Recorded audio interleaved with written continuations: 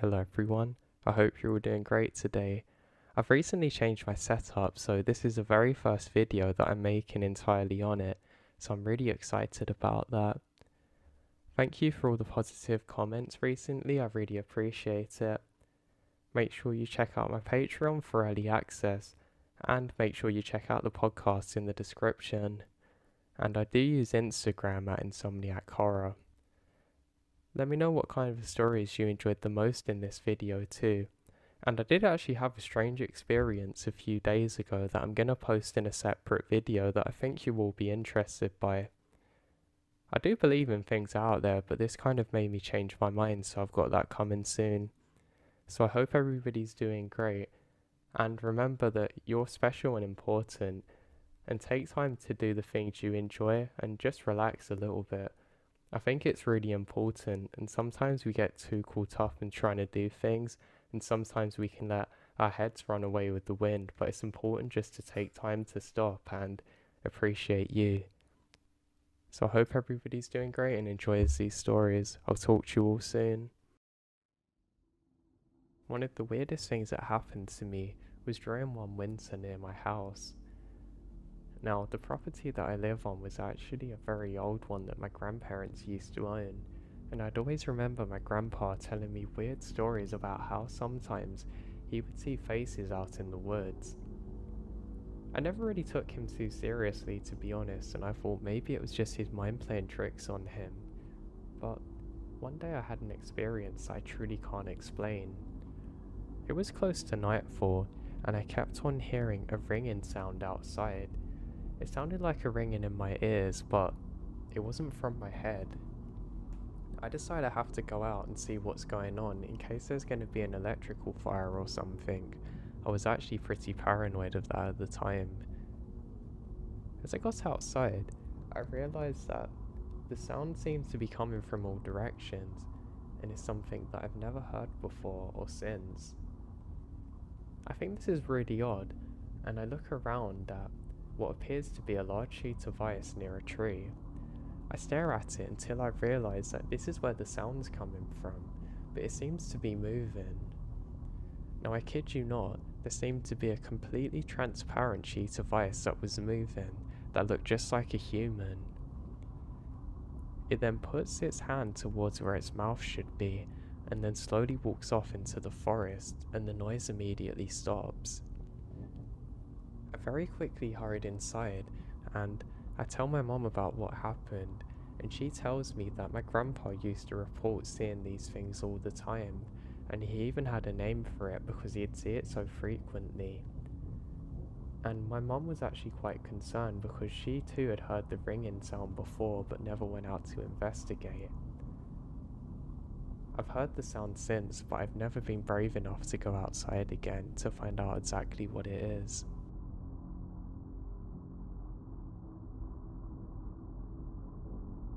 Not long ago, my brother was telling my mum about something my dad had said to him quite a few years ago that always puzzled him. My dad passed away about 10 years ago, so I can't ask him about it, but it bugs me that I can't get more information. My dad loved being in the woods. They were like a second home to him. Whenever we'd taken a family trip into the woods, I could ask him what any animal sound was that I heard in the area, and he would tell me exactly what animal was making it, and any other details I asked about. He grew up on a farm and spent time as a forest ranger working in fire towers, and he enjoyed hunting, so he knew nature pretty well. The woods that he would take my family trips to were ones that he was very familiar with, as some of the fire towers where he worked were still standing in that area. My brother said that there was a weekend that my dad decided to take a trip to the woods by himself to do some small game hunting. Not unusual for him at all. The strange part was that my dad came home early from where we lived at the time. Now it took 2.5 hours, and sometimes longer depending on traffic, to get to the woods he likes. He didn't spend the night, even though he had brought everything he needed to camp for 2 nights. Now both my mum and my brother remembered him coming home early. Only my dad never mentioned to my mum why, and only let it slip to my brother once. My dad mentioned that he heard something make a sound in the woods, a sound that he never heard in his life. He knew it wasn't from any of the animals in the woods. The sound made him pack up and head home during the night. My brother tried to press him for more details, but he quickly changed the subject and said he never wanted to discuss it again. He never described what type of sound it was. He just said he knew it wasn't from an animal that should have been there or could have been there, and my dad was never easily spooked, especially not by nature. Whatever he heard, we have no idea, but it sure got to him. It eats me to think that I can't really find out exactly what happened. My brothers still take trips to those woods and they've never heard anything out of the ordinary while out there.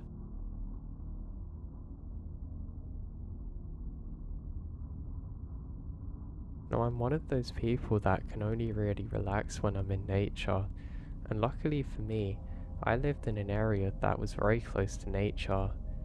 Having been a forest ranger before, I guess I was really at one with nature and found peace in myself out there, so I didn't mind going during some gloomy mornings or during the winter months. I actually preferred it in some ways, to be honest. So I'd set out on one of these walks, just like the thousands I had before probably. I'd clocked up hundreds of miles in forest just from walking, and not only on my job. Now, I wasn't actually on duty during this particular day. Now, if I said it wasn't cold out, I would be lying. There was actually frost all over the floor, which made it look really cold, I thought. But to some people this might be a bad thing, but I don't know. I'm walking through an area of forest that has really nice tall trees. They're pretty bare at the bottom but have some leaves on the top and some leaves on the floor.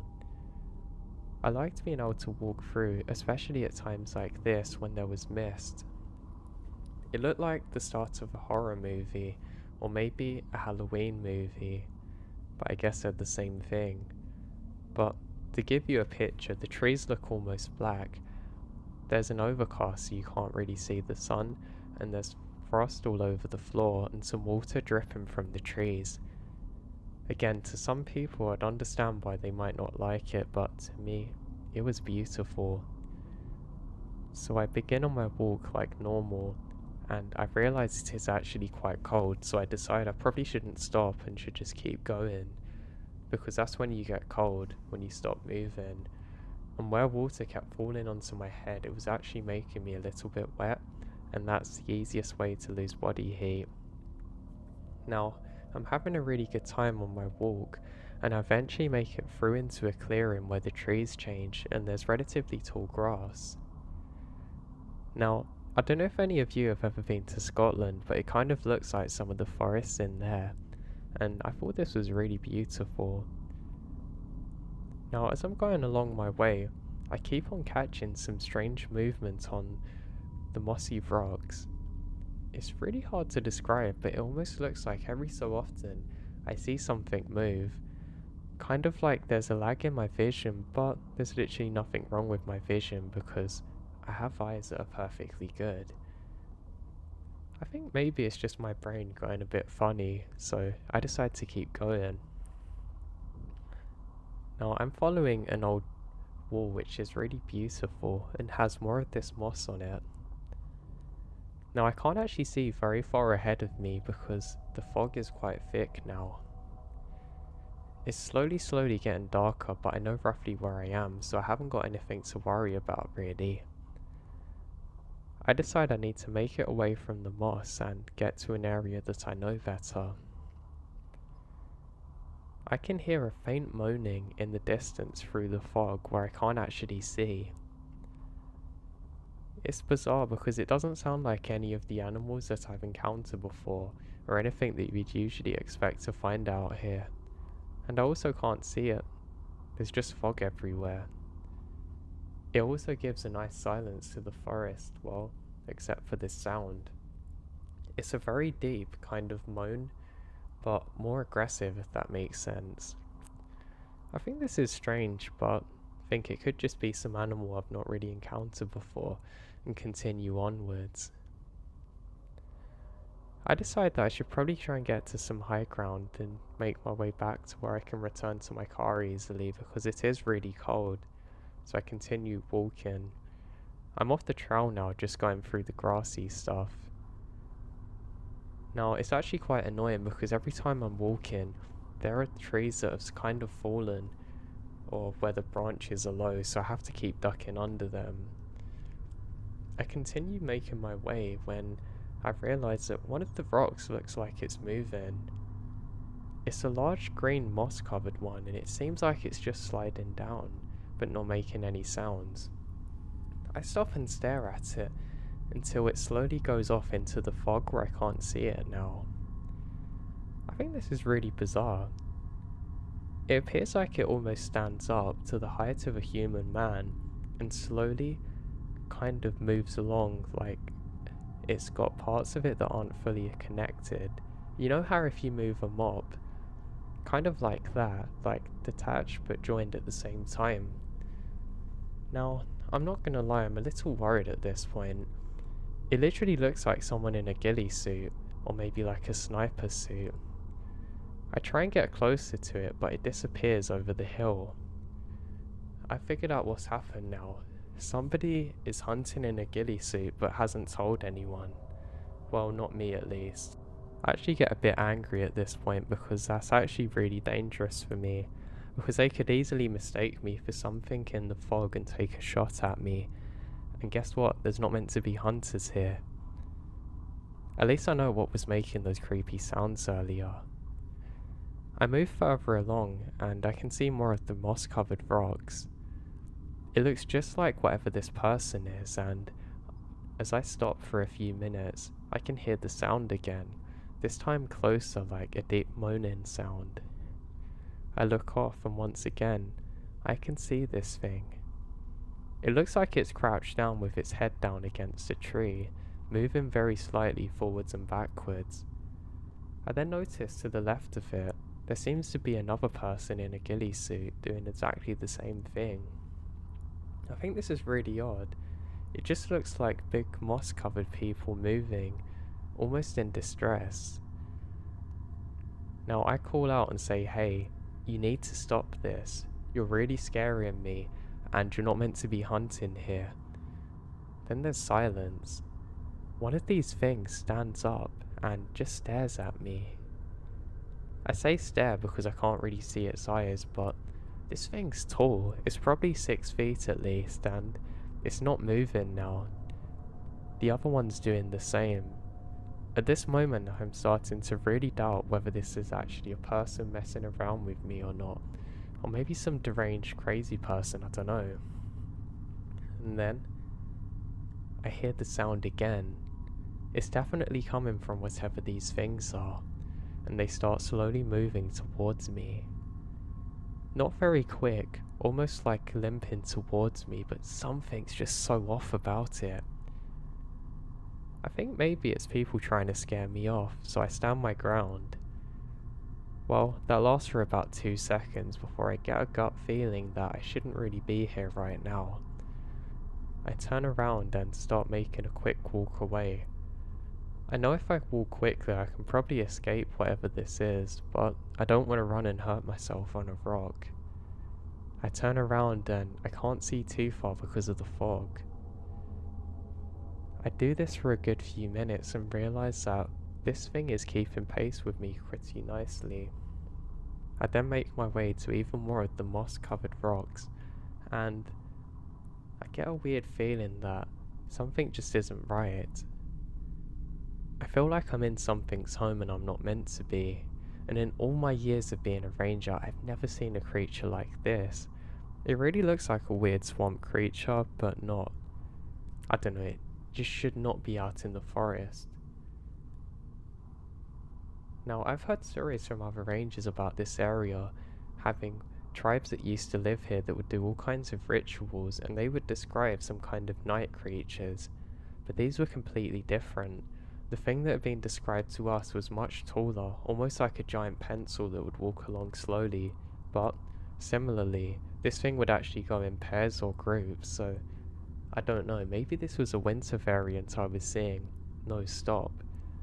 My mind's playing tricks on me. This can't be real. I continue going, and the fog's actually relatively annoying now. It's kind of making me feel like there's too much moisture everywhere, though I guess that's what it is. I continue until eventually I'm on a path again and I pick up the pace. I manage to make it towards trees that are actually a lot easier to move through and the path is straight. I stop and take a moment to question my own sanity. What are these things? What did I just see? And sure enough, one of them catches up with me. I can just about make a silhouette out in the background, and sure enough, it's slowly coming towards me. I scream, "Hey, I'm a park ranger and you better stop or you're going to be in some real trouble." The thing keeps moving, and I can just feel water dripping onto my head from some of the trees. I decide that I have to sprint now. I actually fall instantly and I feel like I'm gonna faint. I don't know whether I can get up again. My leg feels really weird, but thankfully it was just some of the water from the moisture that's in the air, and I was completely fine. I get up and start sprinting through the forest and eventually make it back to where my car is parked. Annoyingly, I have to spend about another 2 minutes trying to get the moisture and condensation off of my car before I can actually start it up to get out of there. Before I go, I look around quickly, not before locking the doors, and I can't see anything. Just the very start of the tree line where the forest is. I don't see any more movement this time. Now I want to say that I reported this and made a big report, but I couldn't. I knew I'd probably lose my job if I did, or at least I would question my sanity and reputation. Now, I don't really believe in Sasquatches or any of them kind of things, but I know this thing wasn't a bear, and I'm almost certain it wasn't a person. A person wouldn't be out in the forest for that long, that cold, and why would they be stalking me, specifically me?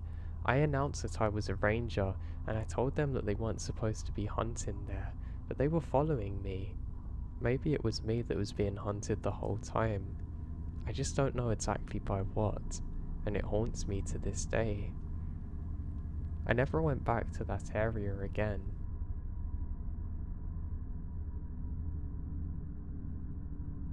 I'm not a ranger, but I used to be in a group that's somewhat like the Scouts, so we spent a lot of time in the woods, and some weird stuff happened there, but usually it was easy to explain.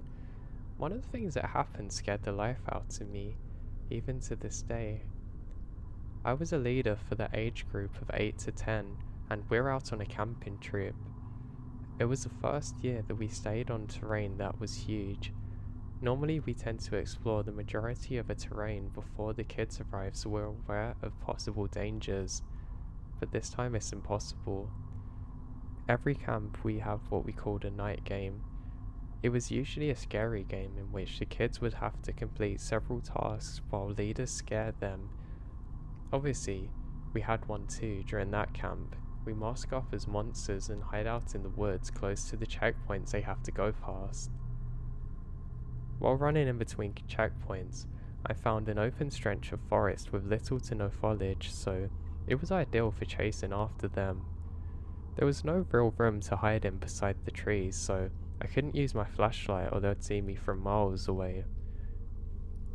It was dark, like the unsettling kind of dark that plays tricks on your eyes, and you start imagining that things are there that aren't real. During my stay there, I saw a shadow that was around my size running past me a few times. I couldn't see it very well, so I just assumed that I was imagining things because nothing was there when I turned my flashlight on. The game was nearing its end, and I saw the shadow again. This time, I could see it vaguely standing near a tree not too far away from me. I thought it was one of the other leaders hiding trying to scare the kids and decided to go over there as it's about time to go back. I aimed my flashlight towards a tree, and while getting closer I noticed that there was indeed someone standing there dressed in what looks like a torn burlap sack over them, and a few plastic bags that looks like they've been tied together. I started to feel pure dread, like something's off. I ask if everything's okay and I don't get a response. The only thing I heard was a sound that sounded like somebody knocking on wood. Nevertheless, I went a bit closer until I was about 10 meters away from the person. The knocking sounded like somebody smacking his head onto a tree, and I look and realize it appears to be a male. He's barefoot and his arms and legs were covered in crusted mud. His hands are weirdly cramped up. I'm convinced this was just one of the other leaders playing a prank on me, and I tell them stop. He then slowly turns his head around and starts towards me. Something inside of me told me just to run. It didn't matter if it was just a stupid prank, and I ran away scared for nothing. If this wasn't a prank, I was in serious danger, so I ran as fast as I could. I heard him running after me, and I didn't want to turn around and look in case I ran into a tree. I eventually arrived back at the campsite, and every single person that could be dressed like that is already there. They couldn't have gone there before me, and if they did, they sure as hell didn't have the time to change into normal clothes. I tell them that you've given me a good scare with that, and they look at me weird, thinking, was I trying to scare them? The next day I wanted to check it out. Who knows, maybe some weirdo ate the wrong mushroom and was hiding there but dying of hypothermia. I took someone with me just in case, but it was endless trees. We arrived at the tree. I saw the person banging his head on, and there was a dead, skinned, decomposing rabbit there. We called the cops, and they looked around and quickly brushed it off as a prank from another scouting group or some of the kids. And we didn't notice anything weird after that, but I don't know what to think of it.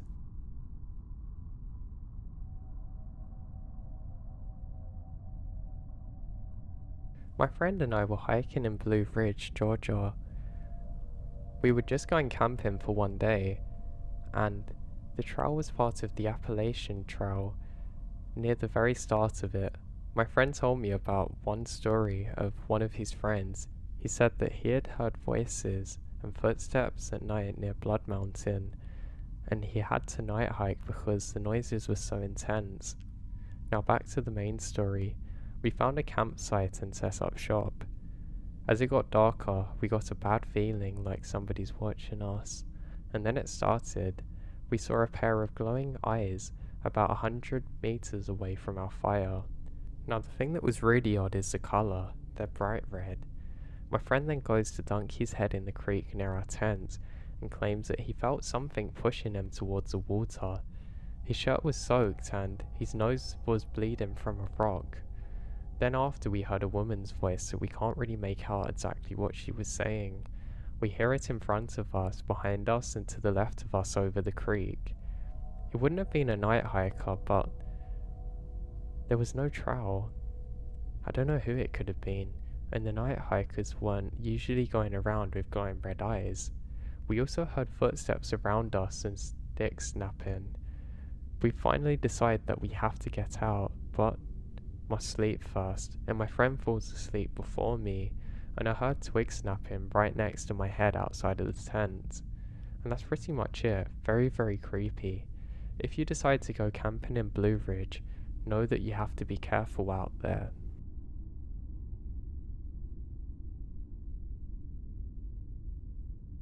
Now I need to give you some context before starting my story. My parents owned an absolutely beautiful property in a deep part of the forest that nobody ever really went to. My girlfriend was always paranoid, so I'd always have to make fun of her whenever we went there, but she absolutely hated staying there at night. One of the reasons I actually understood. During one time we stayed there during December, I stupidly woke up in the night and turned off all of the radiators because I was worried that there was going to be a fire. We had 2 oil ones and 1 electric one, and I was convinced that in the night I would move round and knock off the blanket and make a massive fire and we would die. So she woke up from the cold and said she'd never sleep there again. And I knew that was going to happen, but I decided I wanted to stay there a few nights. So one particular summer evening, around April, we set off and make it to the cabin. Now we're having a really good time there, and my girlfriend decides that she wants to go out into nature to have a look around, because this is something that she loves to do. Now, I don't want to go out this soon. I have some work to do on my laptop, so I'm staying behind to do that. And I'm actually quite annoyed because there's things I want to do with friends that live not too far away, but I just have work to do that's making everything clash. And I don't want to have the feeling, where you've just finished work, then just try and do something social, and your brain just can't connect to changing from work, so you just feel like you're not enjoying it. Well, yeah, I was a bit annoyed trying to work as quick as possible, but God likes a hard worker, so I stay. I say goodbye to my girlfriend as she goes out, then I go into another room. I'm working away on my laptop and I can hear the door open. I think maybe my girlfriend's come back to get something, but I can't hear much. I say to her, "Hey, what have you come back for?" But she doesn't reply. I think this is odd, but I thought she was probably just annoyed at me for something and continue working. I can hear some more movement, then eventually the door closes. I think to myself, great, God knows what I've done wrong now. But I decide that I need to continue working. Deciding that I don't want to be in trouble when she comes back, I decide to give my girlfriend a call and say, "Are you annoyed at me?" To which she's surprised and says no. I say, "Why didn't you say anything when I come in?" She says, "I've been outside the whole time, what are you talking about? Stop playing these games on me." And I say, "No, wait, didn't you come in then just ignore me?" And she says no. She says, "I'm sure it was one of the neighbours in the other properties just getting something and you heard their door." I think this is odd because I haven't heard anybody else around but us, and it's extremely rare that they would visit. I tell her, "Yeah, you're probably right," and go back to my work. I decide that I'm gonna have a quick look round and see if anything's missing, but everything's where it should be, so I decide it's probably nothing, and I'm here anyway. I'd happily fight if I need to. I'm not saying I'm strong or anything, but maybe I could scare someone, who knows. So I continue on with my work. Now, I probably do so for another good hour or so, and I take a call off of my friend. He calls to invite me out to a friend's surprise birthday, and I desperately want to go, but I know it's not possible because I have to go out to 2 or 3 other places after, but I really want to try and go, and I tell him not to worry, I'm going to try and make it, but I'll let him know. I say God as I put the phone down. I'm desperate to get out and do things, but I'm chain bound to my laptop doing work. I decide to press on. Now, as I'm doing my work, I get another phone call from my girlfriend who says, "Are you gonna come over?" I say, "What do you mean?" She's probably about 400 meters away from me, but she says, "Where are you?" I say, "I'm in doing my work, you know what I'm doing." She says, "Huh? That's odd, I thought I just saw you outside." I say, "No, I don't think it's anything, but you should probably come back," to which she agrees. I decide to go out and try and meet her halfway there. I think it's a lot safer that way. I actually look around quite paranoid, thinking maybe someone's there, but surely it's my neighbours. I try and affirm to myself. But I'm wrong. I can clearly see into the other cabins that nobody else is home, and I quickly go out and find my girlfriend. More than anything, I'm happy I'm not in trouble for no reason, and my girlfriend's actually relatively happy, so we come back and end up watching a film. Now, we ended up going out for the rest of the day, and luckily, I managed to do all of the things I need to, and I actually feel really happy about this. We then come back to the cabin, and all is normal. We have a really good time, and slowly fall asleep. Now, I probably fell asleep for a couple of minutes, when I'm awoken suddenly. My girlfriend's annoyed at me. I don't know what for. She says, "Hey, why do you keep talking?" I say, "What are you talking about? I haven't said a word to you." She gets angry and says, "Stop kidding, I'm actually really scared now." I say again, "I don't know what you're talking about. I've been asleep the whole time." She says, "Were you not talking to me?" I said, "No, of course not. It's probably just in my sleep." Now you need to do the same. My girlfriend eventually falls asleep, and I do too. Now, when I wake up in the morning, I have a strange feeling that something's off. I can't really describe exactly what it is, but I feel like somebody's behind me when I'm working on my laptop, and one of the things I made has gone missing. I think it's really strange because it's work related, and I don't understand why my girlfriend would move it or anyone would take it. I was actually worried at the time that I had memory issues because of an injury from work, but it turns out I was wrong about it and I just had poor memory. So I kind of brush it off as nothing and just me going a bit senile. Now I drink some of my water, and not long afterwards I feel really weird. I feel really lightheaded and dizzy, almost like I've been drugged or something. I think I've just stayed up too long trying to do work, and I decide to lay down. I don't tell my girlfriend what's wrong because, like I said at the time, I was really worried about having some kind of brain issue from work.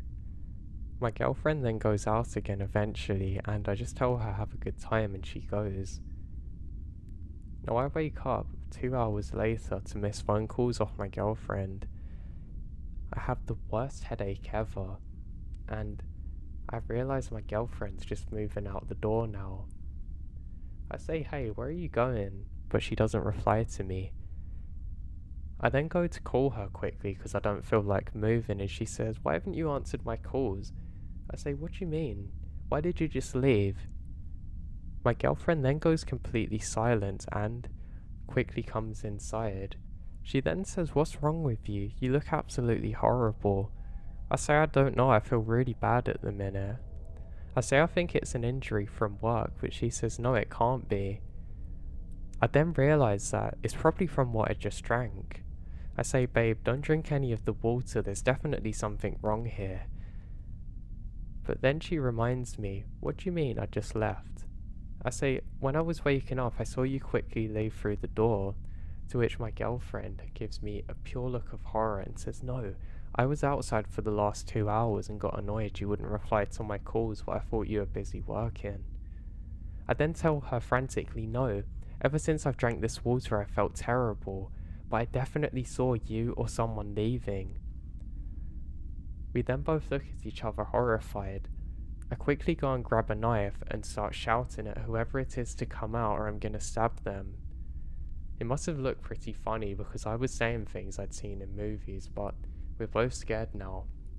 My girlfriend goes and waits by the window because it's safer there. I search every inch of the apartment and I can't find anything. I think this is really strange and I say we have to get out of here and make a police report. My girlfriend agrees and we gather up the stuff we need, which is basically our laptops, and quickly head over to the car. Just as I'm about to drive off, my girlfriend says, no, wait, look. I don't know what she's talking about, but she says, look, please, do you not see that? I look up and I can clearly see some kind of marks on the window. I get out really quickly, this time filled with rage. I still have a terrible headache and I just assumed I was dehydrated, but I make my way over to the cabin windows and I can clearly see handprints all over them. They're from the outside too, and there's lots of different hands of different sizes. I don't need to hang around much longer. I just played it cool and quickly sprinted back to the truck. Well, as cool as you can look when you look terrified and you don't say anything and just run and hit the accelerator as quick as possible. My girlfriend doesn't actually say anything to me because it's clear what's happened. She has better eyes than I do and she can see all of the handprints. I didn't want to tell her when we were driving away that all of them were different sizes. We eventually make it over to my parents' house and I go and tell my dad what happened. I don't want to tell my girlfriend too many details because I know she'll get really scared, and I trusted telling my dad. My dad gave me a funny look and told me that some of the neighbours have reported seeing weird things out in the forest at night, in the sense of figures in all black walking round, seemingly trying desperately not to be spotted. I say, Dad, why didn't you tell me? And he says, son, I didn't want to worry you. I'm sorry for what's happened. I forget to tell my dad about the water that I've drank and how strange I felt, and my dad gives me a really weird look saying they probably drugged you and they were probably trying to kidnap you. I feel absolutely awful now.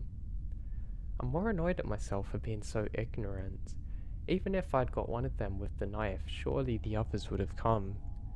The weird thing was though, there was almost no signs of anybody around other than the person I saw in the handprints.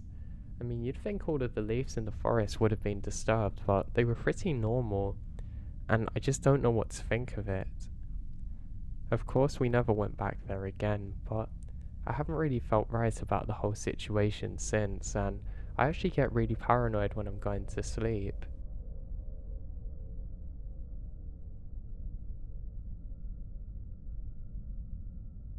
I'm not a ranger, but I was out camping with my dog one night along the Mulligan rim of Arizona. It was dark, and we're sitting around the campfire when we hear something behind a bush close to our camp. Instead of my dog barking at it, he begins to whimper. I didn't think anything of it and just tend to the fire.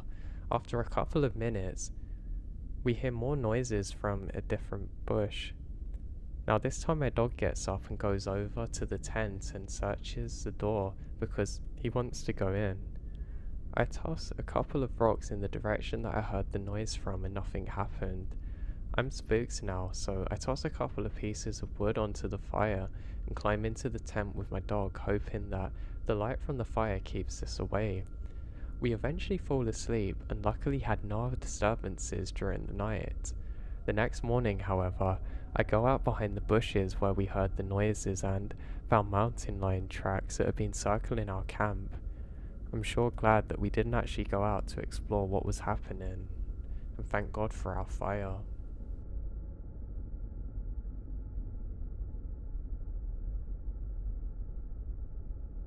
We live in a rural area, however, there are houses close to mine. We have a puppy, so one of us will always take him out. About a month ago, I had taken him out while we were out there, and I heard my boyfriend's voice calling my name. However, he wasn't outside, and he had a very similar experience where a voice whistled and called his puppy's name. What is this, and how do we get rid of it? I used to go hunting in southern Illinois on my property that my family owns. This place is literally my second home, and I've spent countless hours exploring every inch of it. I caught all the fish in the area, hunted every legal game and spotted the rest.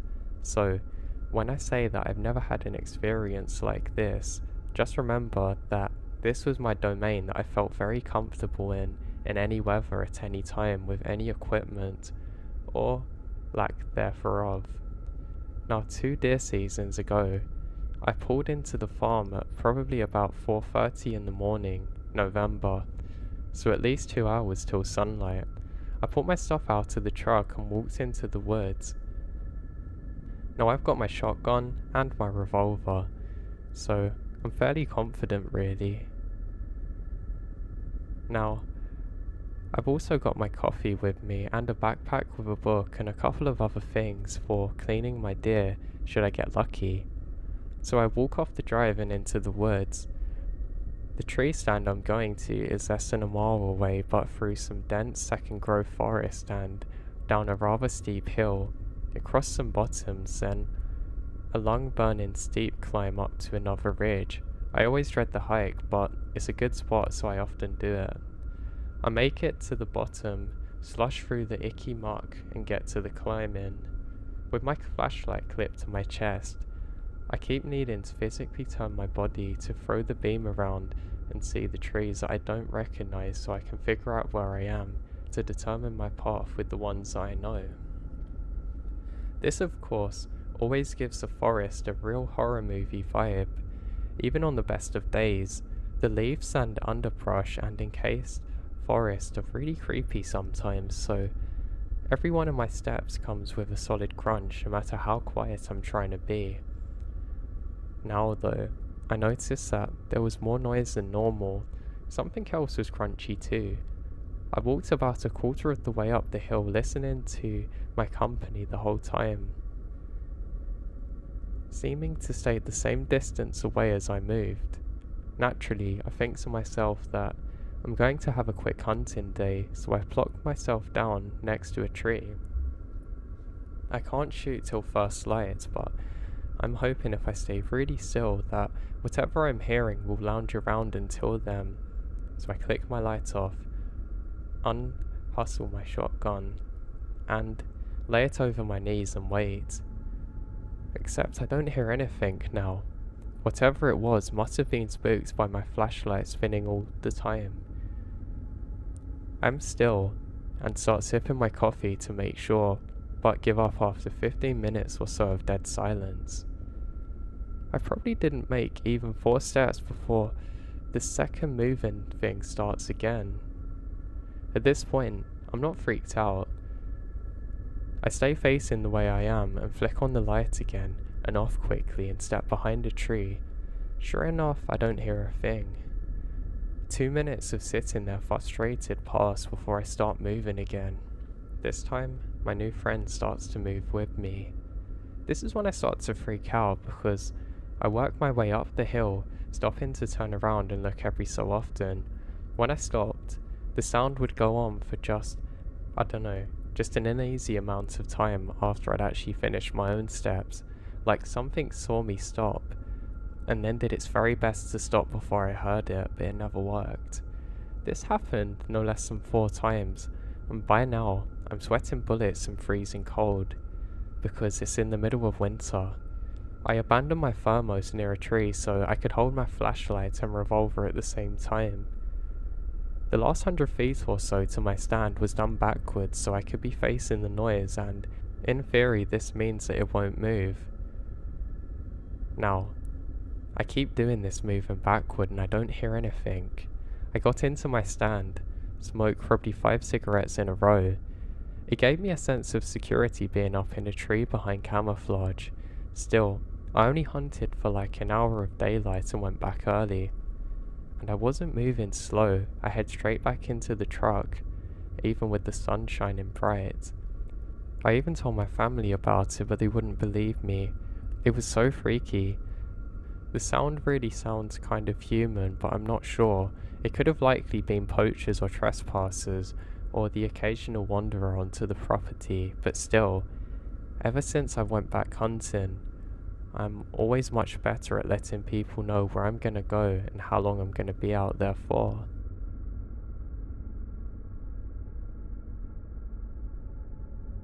This event occurred in early fall 1971 or 1972. I'm not sure what jogged this memory, but it's probably to do with some of the stories I've been reading. Also, the details are sometimes grey, but I'll get to the point. I grew up in the Philly suburbs. The Boy Scouts were popular then, and I was quite active, especially with camping. One of the go-to areas was the New Jersey Pine Barrens, especially along the Wading River and the Bass River State Forest onto the Man. Now, our patrol was on a weekend camping trip at South Shore Campground, I think. Lots of pine breaks, but even more swamps and bogs and boggy swamps. Our patrol, which is probably 7 of us, plus one guy whose dad drove us, was assigned to a 3-sided shelter. The front of the shelter was open to the swamp. If you walked literally 11 feet from the shelter, you'd be standing in ankle-deep water. And then, it just got deeper and deeper and boggier. We mucked about Saturday until late afternoon, making our way to the shelter, cook dinner and chill until it gets dark. And it was crazy dark. I mean, no other campers around, just the light of our slowly dying fire. We began to hear a slow splashing coming from around the swamp, maybe 100 feet from our fire. One of the guys yelled something towards the sound and everything goes quiet. A minute later, the splashing began again, but slower and methodical. By this time, it was only about 15 feet away from the fire, but was out of the fire's light. Here's what our vibe was. None of us were concerned. We're all seasoned campers and figured it was a deer or raccoon looking to score an easy meal. Suddenly, the walking becomes slow and steady and sloshing. This perks us up, wondering if this thing may have suddenly decided to rush us.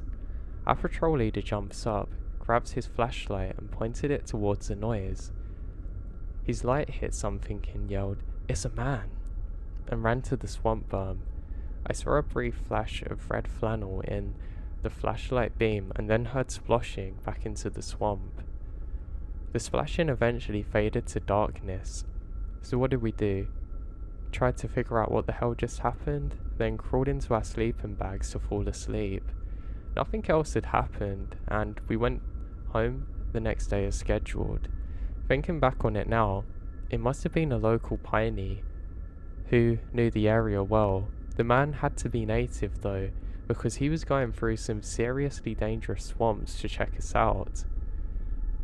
So anyway, the pines have a great vibe, which is really eerie, and we had a great weekend.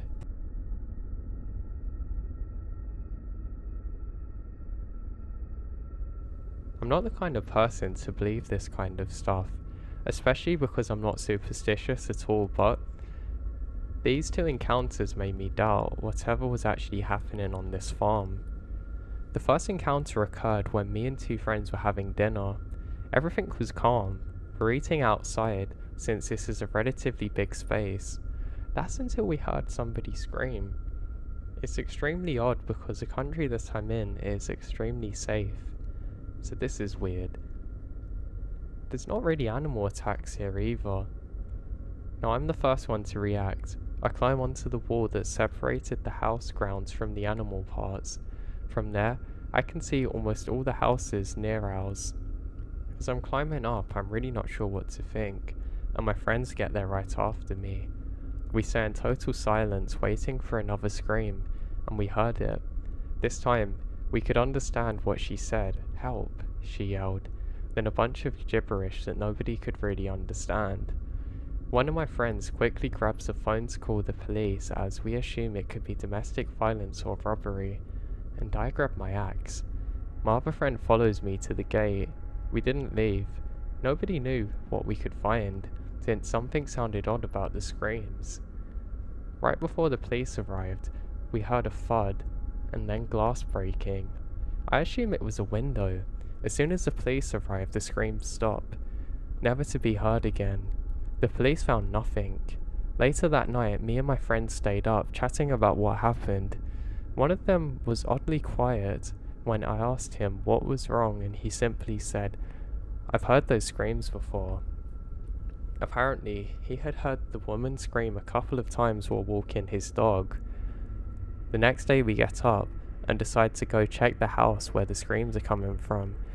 But there was one weird thing about it when we arrive at the place, because there was no house. It was a forest, with nothing other than big trees and bushes.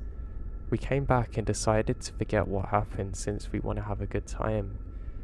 No one would relate this encounter with a skinwalker obviously, and I didn't either at first, but when it happened twice I started to connect everything.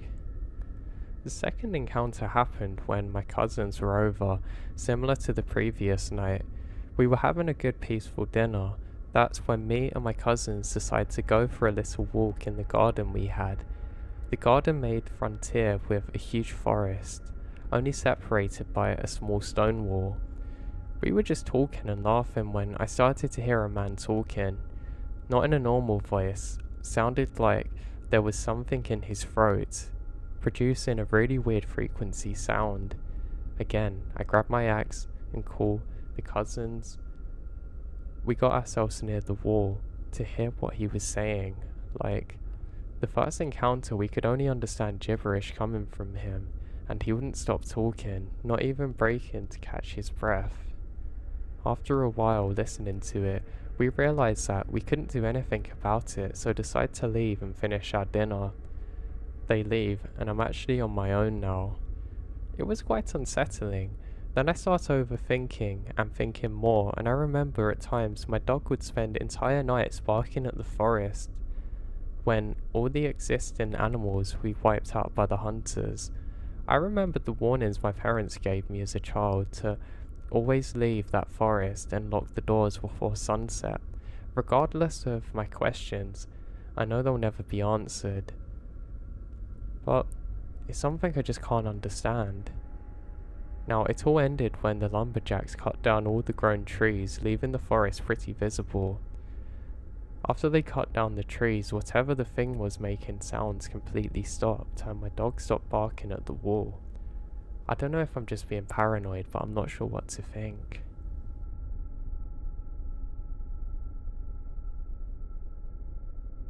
My dad and I went on a hiking trip a few days ago. My dad is a waterfall fanatic. He wants to see as many as possible.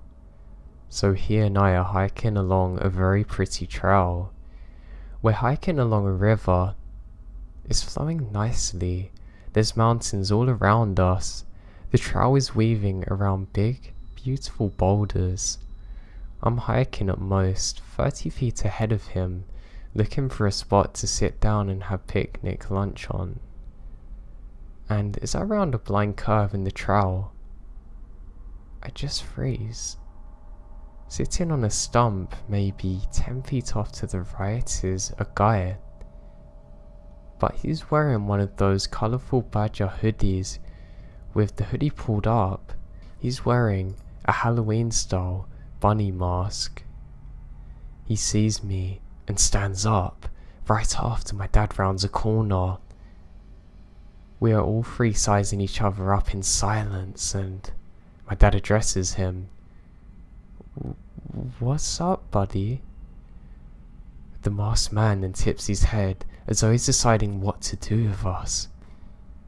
He then finally speaks, saying, "Oh, not much. You aren't the guys I'm waiting for. You have a good day." And then he turns and jogs off quickly. Strapped on his lower back is a large hunting knife and a pistol. We lose sight of him pretty quick. We hadn't seen a soul on the trail all day, and we'd been there for almost 4 hours.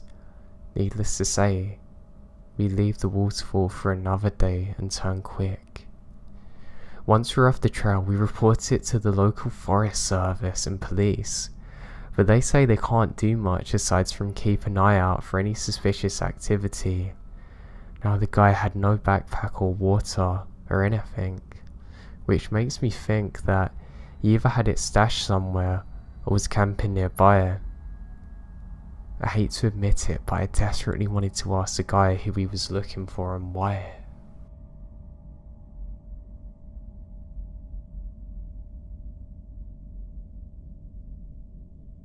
Let me start by saying that I love camping. Anytime my friends and I come home from college, we loaded up our cooler with beer, grab some gear and go screw around outside. Unfortunately, when I was actually at school, none of my sorority sisters or friends ever wanted to go with me, so I often suffer withdrawals from camping.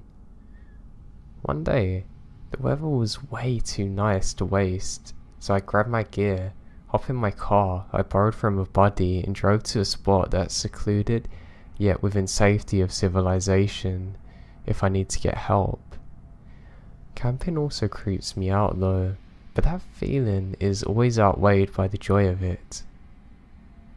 So I make a little camp and a fire going. I hadn't brought all that much, but I'm enjoying myself reading and looking around the area, that sort of thing. I got the feeling that I'm being watched and stopped dead in my tracks. I hear a twig crunch over to my right, but see a doe vault from 100 feet or so in front of me. I laughed at myself and went back to camping. I just kept freaking myself out though, hearing sounds just outside of the ring of light cast by the fire. I always get inside my head, so I struck it off and kept whistling and just enjoying myself. Around 1, I decided to get into my tent and snuff out the lantern. I've been slamming beers in the most unladylike fashion and smoking cheap cigars until I passed out. It's around 2 a.m. I hear footsteps. They sound pretty light and sort of timid.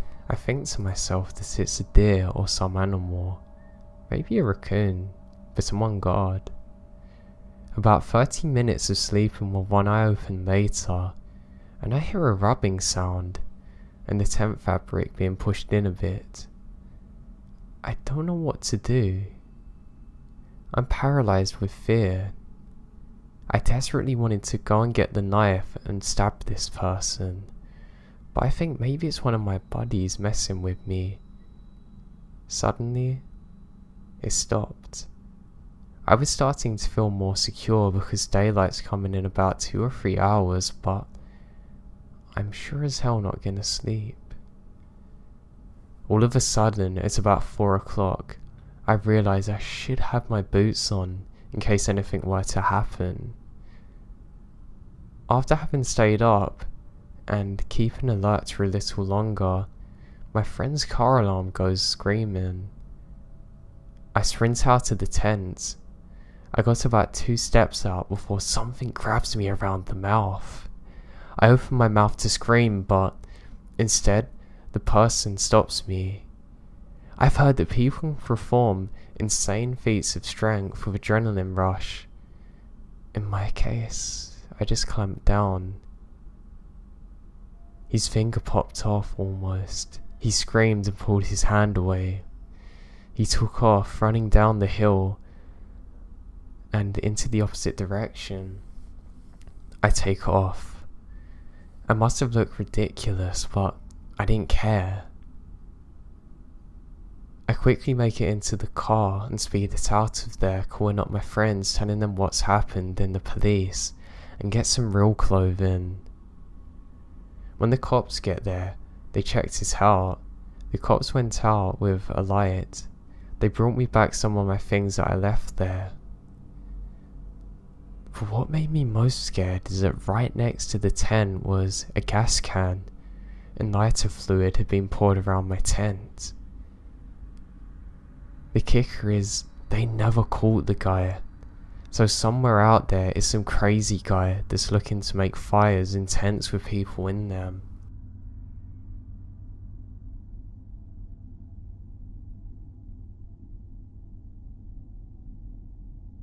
Growing up, every summer in July and August, my family would get together and camp out for 2 weeks at the White Lake State Park in Tamworth, NH.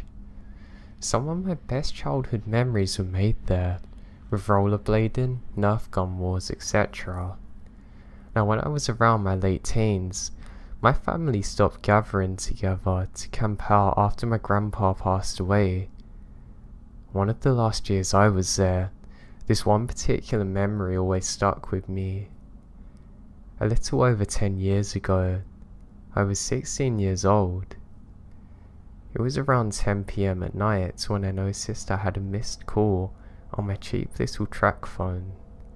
My family was sitting around the campfire cooking s'mores and sharing some laughs, so I decided to go and get some privacy to return the call. I then took a long narrow trail that winds in between other campsites that, at the end, leads up to the bathroom. I wasn't going up to the bathroom. I just wanted to find an empty campsite and sit at a picnic table to make my call. There was plenty of those, since this whole side of the campground was where I'm going and it's vacant. There was no other campers nearby in that area. It was quiet and dark, so I chose a campsite. I sit down at a table. There's lights from a distance that light up from behind the top of the hill behind me, illuminating my surroundings just a bit. I called my friend and was carrying on a conversation for around 20 minutes. As I'm sitting there, staring straight ahead, I see the silhouette coming down from the road in front of me. The figure is coming towards my direction, where all the empty campsites are. I can see it's a person. It's not that unusual to see people strolling through the campsite for a night walk. The people I see usually have flashlights, so this person doesn't, but I'm not creeped out, just curious. As the person gets closer, I can see the outline better now, and that it's a man. I also noticed his pace slows down. I kept my eyes fixated on him as I continue conversing on my cell phone. A minute or two passes by now, and now he stopped moving. He's just standing there in the road looking straight into the campsite where I'm at. Now I don't know if he can see me. Oh wait, he can now. He's staring at me. I step back. He was a little heavy and tall. I can make out he's wearing a jacket. I can't see many facial features, but I would guess that I was staring at a man in his late 40s or 50s. Alarm bells are going off in my head now. My mind has turned to mush at this point and I'm frozen. I was no longer listening to what my friend is saying. I just stare off at this guy. He starts moving now. He was tiptoeing towards me, very carefully, like he didn't want to make a sound. He put one foot in front of the other, leaned forward in a slight hunch form. It looked as though he was charging towards me. In that moment, I snapped out of my mind-mushy frozen state and leaped forward off the picnic table and began running through the campsite back towards the trail. Thud, thud, thud. I can hear him getting closer now, leaves scuffling, heavy yet fast footsteps. Footsteps were getting louder and closer. I made it back to that narrow trail. Once he gets close to whereabout I was, I heard the sound of twigs snapping and the sound of someone annoyed that they've tripped or hurt themselves. Most likely he wasn't familiar with the trail like I was. Whatever the reason it was, it causes him to just stop. I don't stop looking back. I just keep running and running until finally I make it back to my family's campsite. When I got back there, they're still having laughs and smiles by the campfire. I break down crying and I'm trembling. I explain what happened, and my aunt woke up and said, "Oh God." He probably thought that he was someone he knew and was doing it as a joke, dismissing me. My cousin saying, "Yeah, he probably stopped running after he realised he didn't know you, idiot." I wish I was taken seriously, but other than that one thing happening, there was no reason for them to really be afraid. My experience makes me think twice about going alone camping now. I always carry pepper spray with me too, and an alarm. I hope I never see that guy again.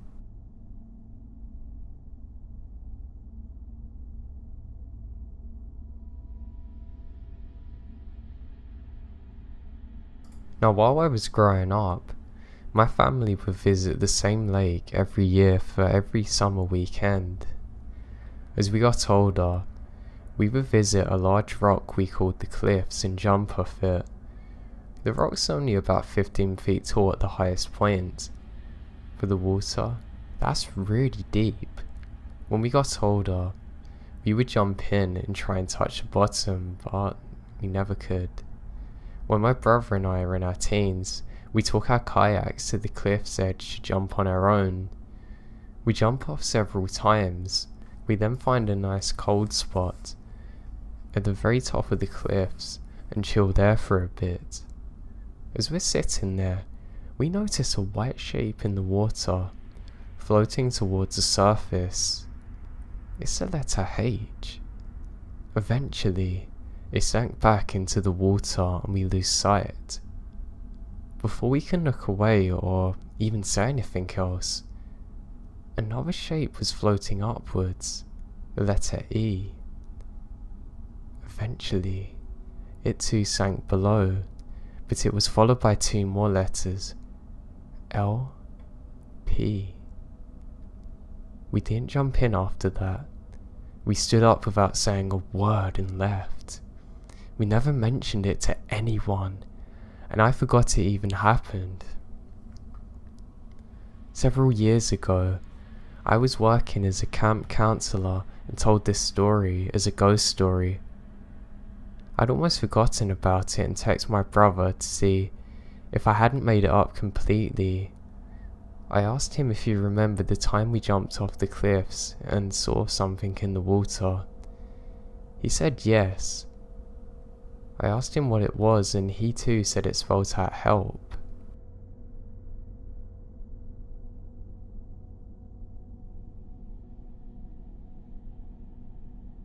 One of my friends always has these get rich quick schemes or shady ways of making money on the side.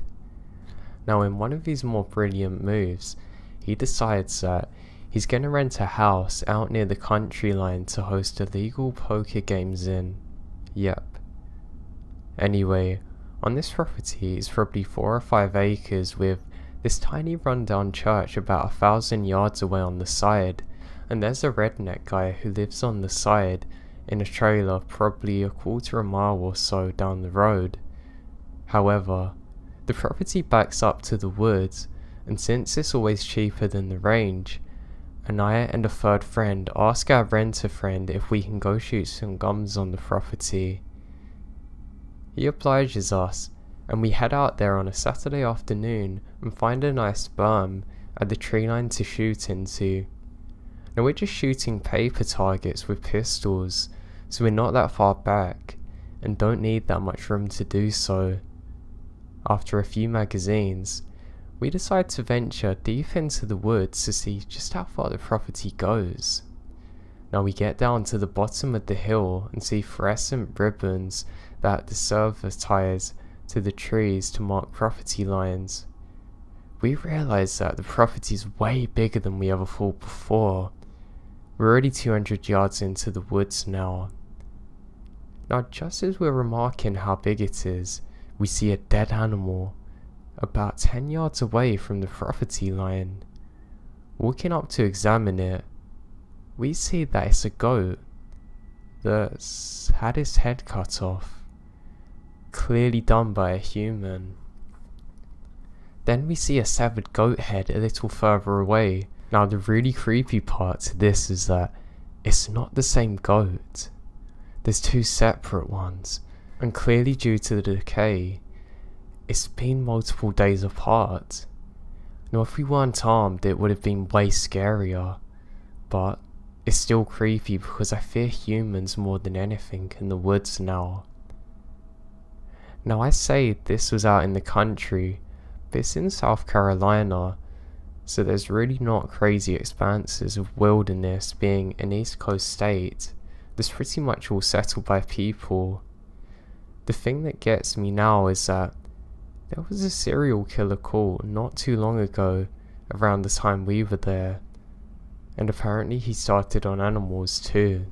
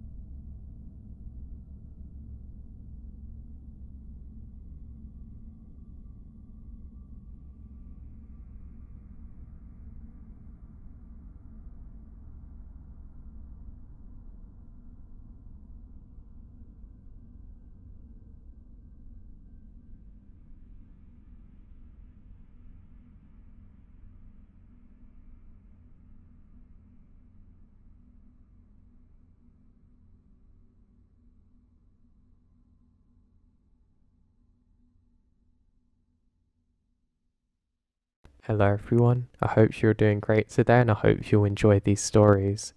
I actually really enjoyed the different variety of stories that I included in this video and I hope you will do too.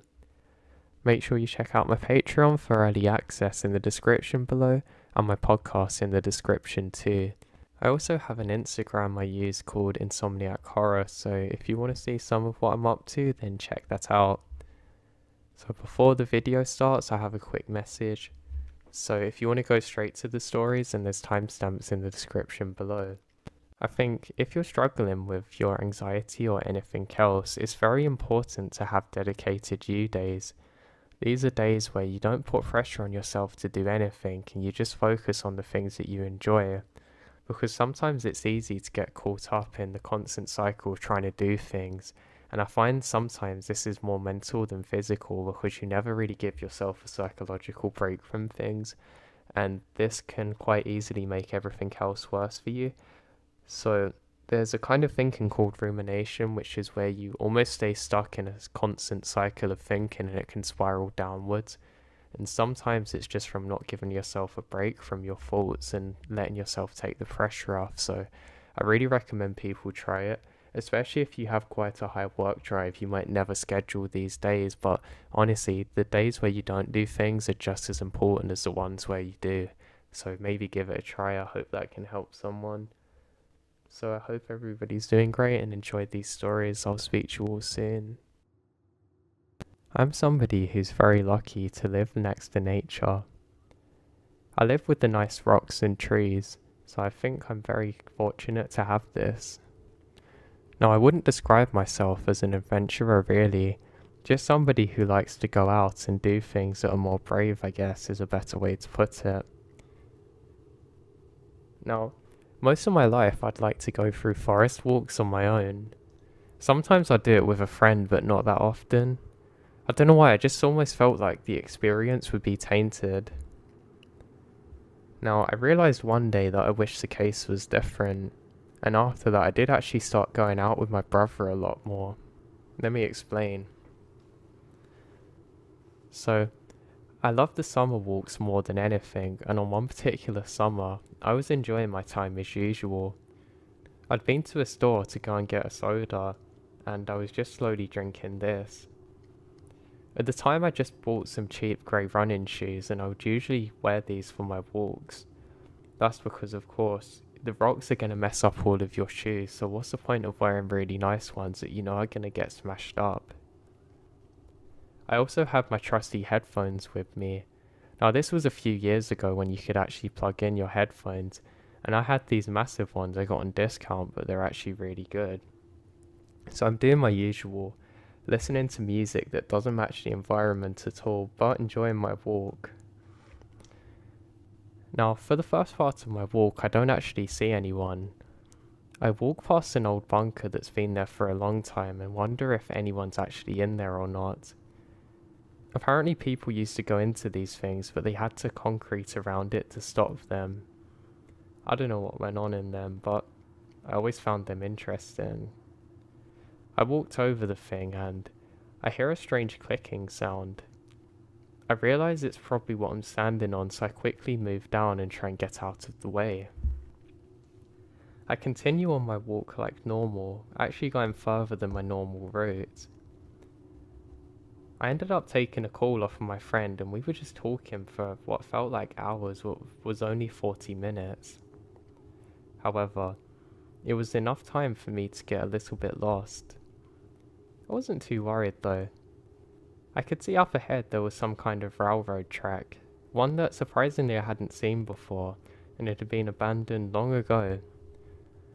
I decided to continue up here and see what it's all about. I also think that A, I can probably figure out my way back from here, and B, it must lead to civilization at least. As I'm walking, I realise the sticks look a bit different off the side of the gravel road.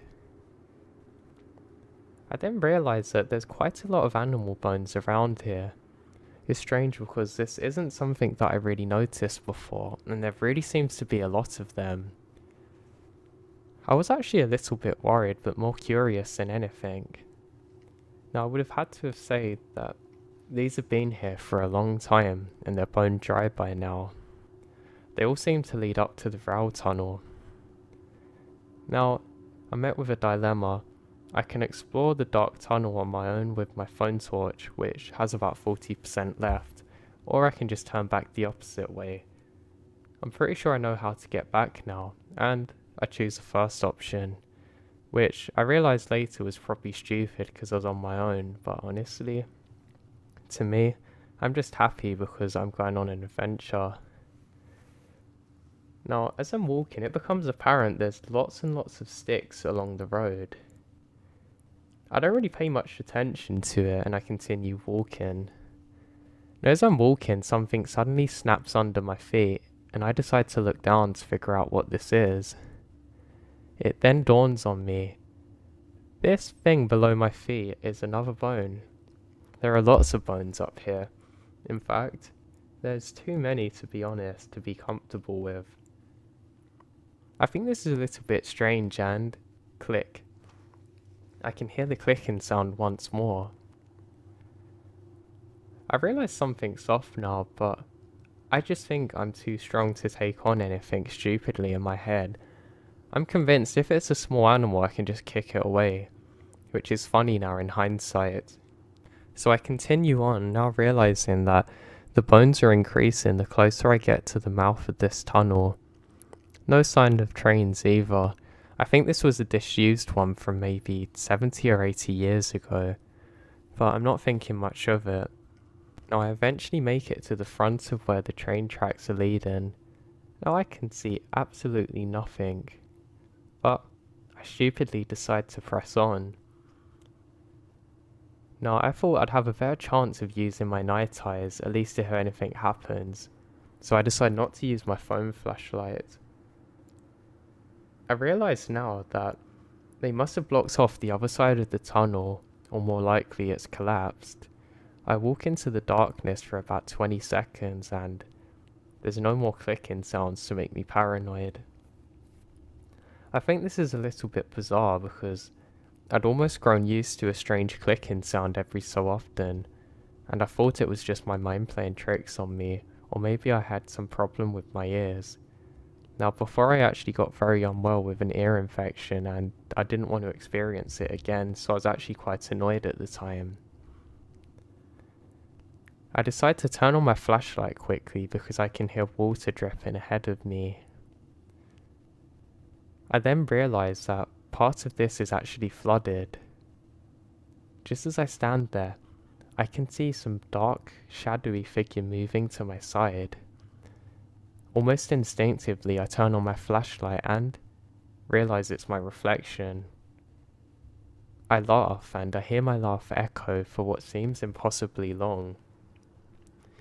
It felt like I was standing in front of infinity mirrors in a lake. It's hard to describe, but it was a strange feeling.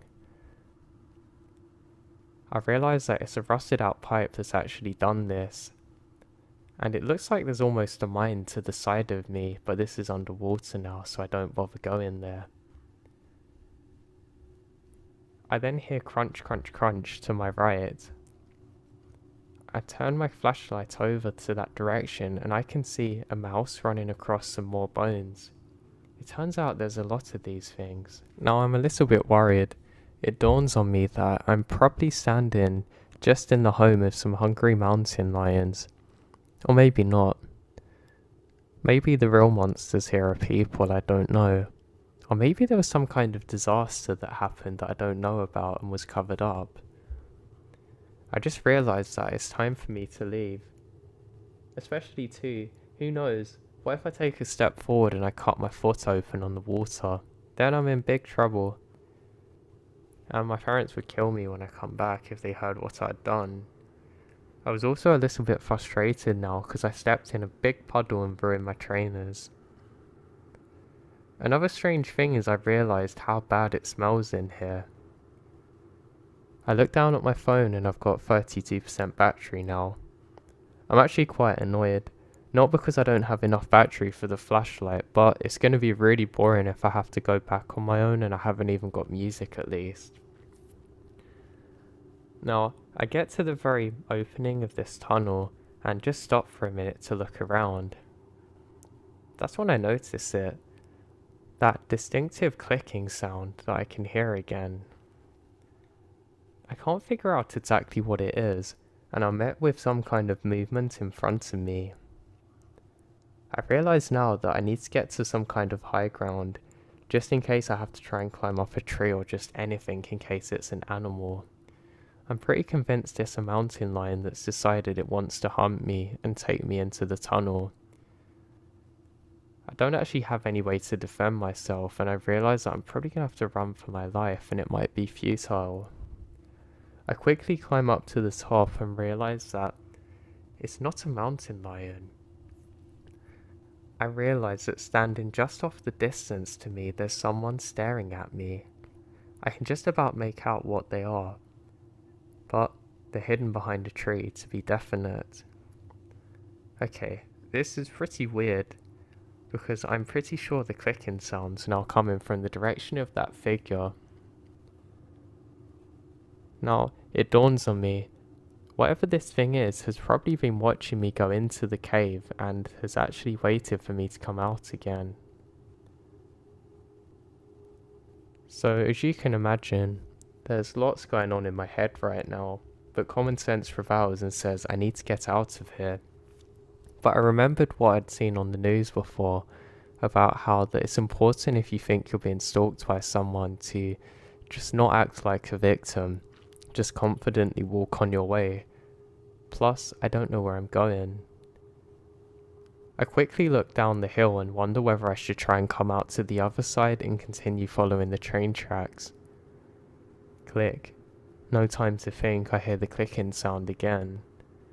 I realise I'm going to have to go all the way around this thing and try and make it back to civilization.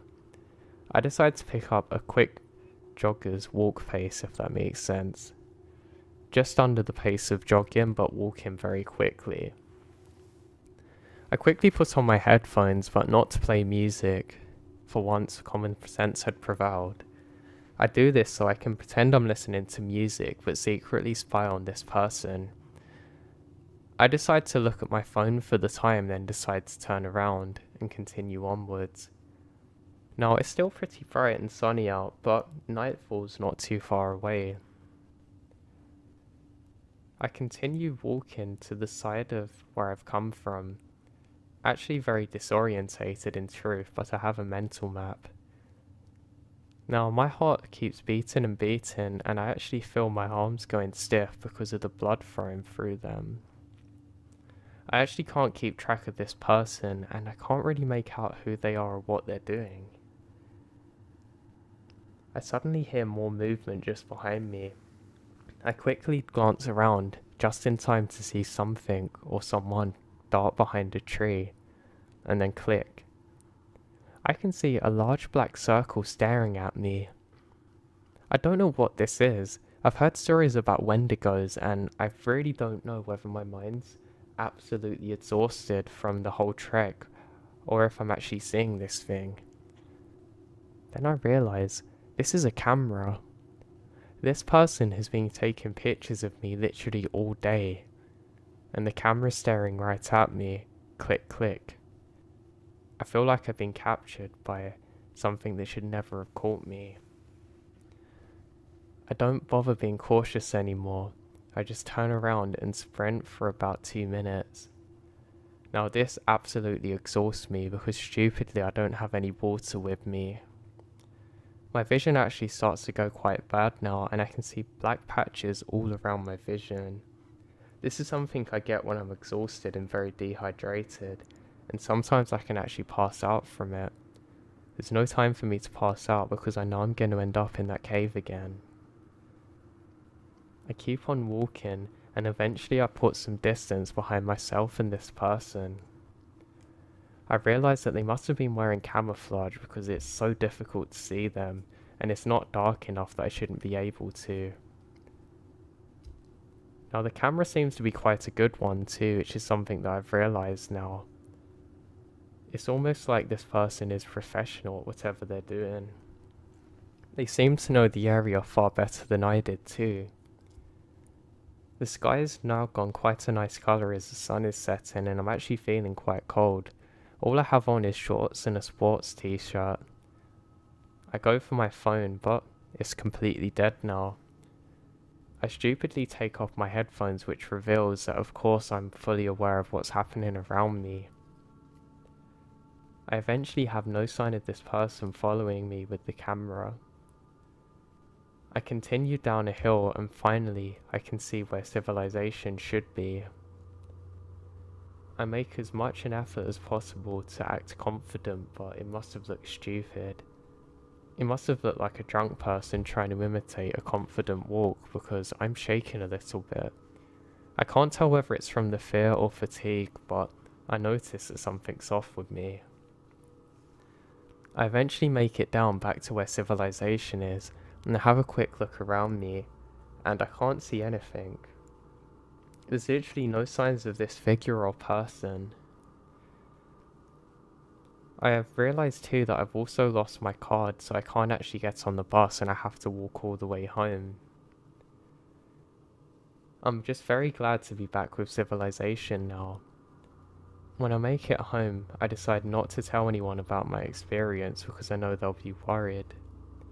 When I turn my phone on again, I had lots of missed calls.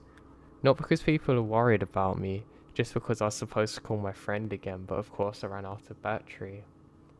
I ended up completing the call and I just forget about it for a while. Now this is until a few days later. My mum says, "How did you not see what happened on the news today? You always go out to that place." I say, "What are you talking about?" And my mum tells me, a person was kidnapped not far off where I always like to go walking and how my mum's never gonna let me go out there again. I look into my horror. There's a report of somebody going completely missing that they're convinced has been kidnapped. They investigated the entire area but can't find anything, and I believe the investigation is still ongoing to this day. Now, I might be drawing too many things together, but I'm convinced that that person out there with the high-powered camera was actually stalking me and looking for an appropriate victim. I'm not sure whether it is because of my height or just because I was quick enough, but I'm pretty sure if I had stopped for too long in the inside of the tunnel opening, I'm certain that I would have been like some of them bones around. Now, I know that this isn't probably related and the bones were probably just there before, but my god, it's such a horrible, weird feeling for me. Ever since then, I constantly look around myself when I'm walking normally. It's something I didn't notice until I was with some of my friends and they said, "Hey, you always look like you're being chased." And I haven't told any of them the reason why I'm so scared sometimes for no reason. Now I want to tell this story just as a warning to other people. It's cool to go off on little adventure type things on your own, but please don't be as stupid and as oblivious as I was. Not only did I not realise how much danger I was in, but I didn't even have water with me. I could have even passed out from dehydration, or easily cut myself in the cave and got really hurt, and nobody would be there to rescue me. So please take my story as some kind of wisdom for yourself. Be careful out there, because you never know what might happen.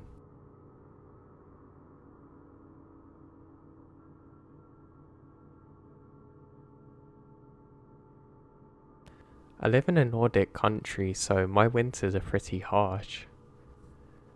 I was still an avid hiker though, and I loved to go out into the woods and actually enjoyed camping a lot. Now there's one specific area where the authorities overseeing it would always keep an eye on you in case anything went wrong, and it did for me one day. Now this is in October time, and there's quite a lot of snow everywhere. Now for the day in question, I was actually having a really good time. I was enjoying my hot chocolate and my dehydrated food. I was actually out here camping on my own, and it was almost a challenge for myself to see how well I could do. The snow had been relatively light throughout the day, so I wasn't too worried about it. I did hear a strange howling sound during my venture, but I didn't think much of this. I thought even if there are dangerous animals, with the stuff I have they should probably stay away. I was well prepared for any situation basically. Now my goal was to get to the top of a mountain ridge kind of thing. It's hard to describe, but the scenes from there would be absolutely beautiful. Now, I started to get very cold around midday. I wasn't close to any of the ranger stations or anything, so I wouldn't be able to stop now. I only had about 5 more days to do this, so I wanted to feel like I'd been successful. Now it was also very quiet, almost beautifully. I love it when it's snowing but it's still dead silent where you are. I think there's truly nothing like it for me. I grew up in this kind of environment too, so I was very at peace while I was there and never really worried about anything, to be honest. Now, it starts to become very cold towards the night time and the snow picks up very quickly. Now I'm actually annoyed that I can't even keep my hot chocolate warm that I've made.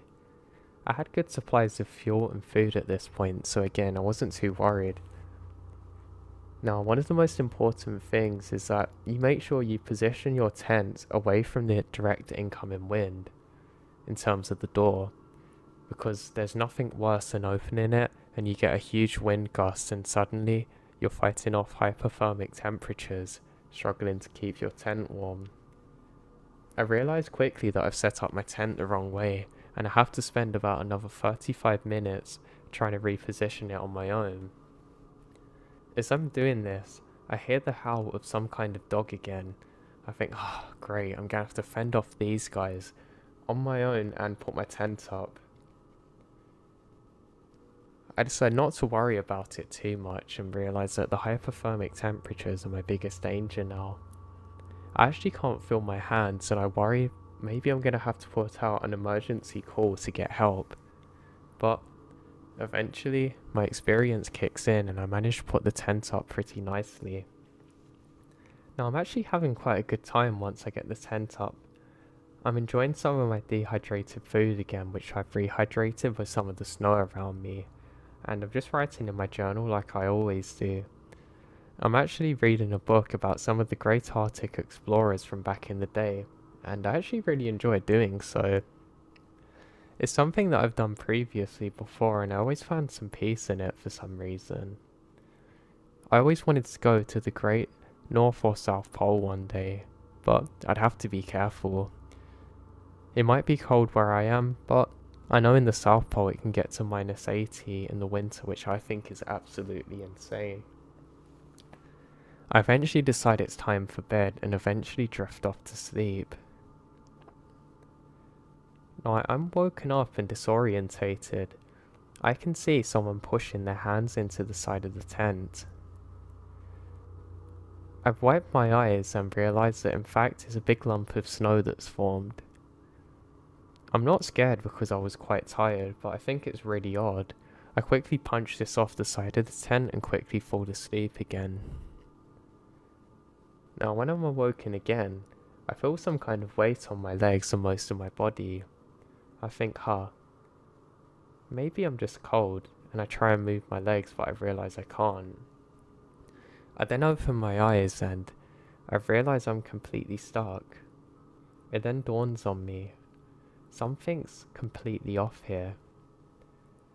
I don't know what's happened in the time that I fell asleep to now. I think maybe there was some person out here who actually pushed the tent in on me and made it collapse. I suddenly snap into true consciousness and realise, God, the snow has made my tent collapse on me. I have virtually no way to move and no way to reach for help. My adrenaline fills my body as I realise that I'm now in a true life or death situation. I don't know how much snow is on me, but I know it's rising fast and that I'll quickly die if I can't resolve this. I tried to move for a good 3 minutes and literally can't do anything. I then stay still. I lay my head back a couple of inches that I can move it, and realise this might be it.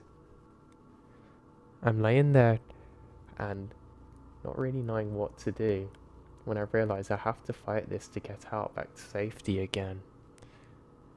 I move my legs to no luck. I move my left arm and realise I can just about wiggle it around enough to start slowly making a clearing. It's hard to describe, but the tent has collapsed onto me, and the snow on the top half of my body is less than the snow on the bottom half.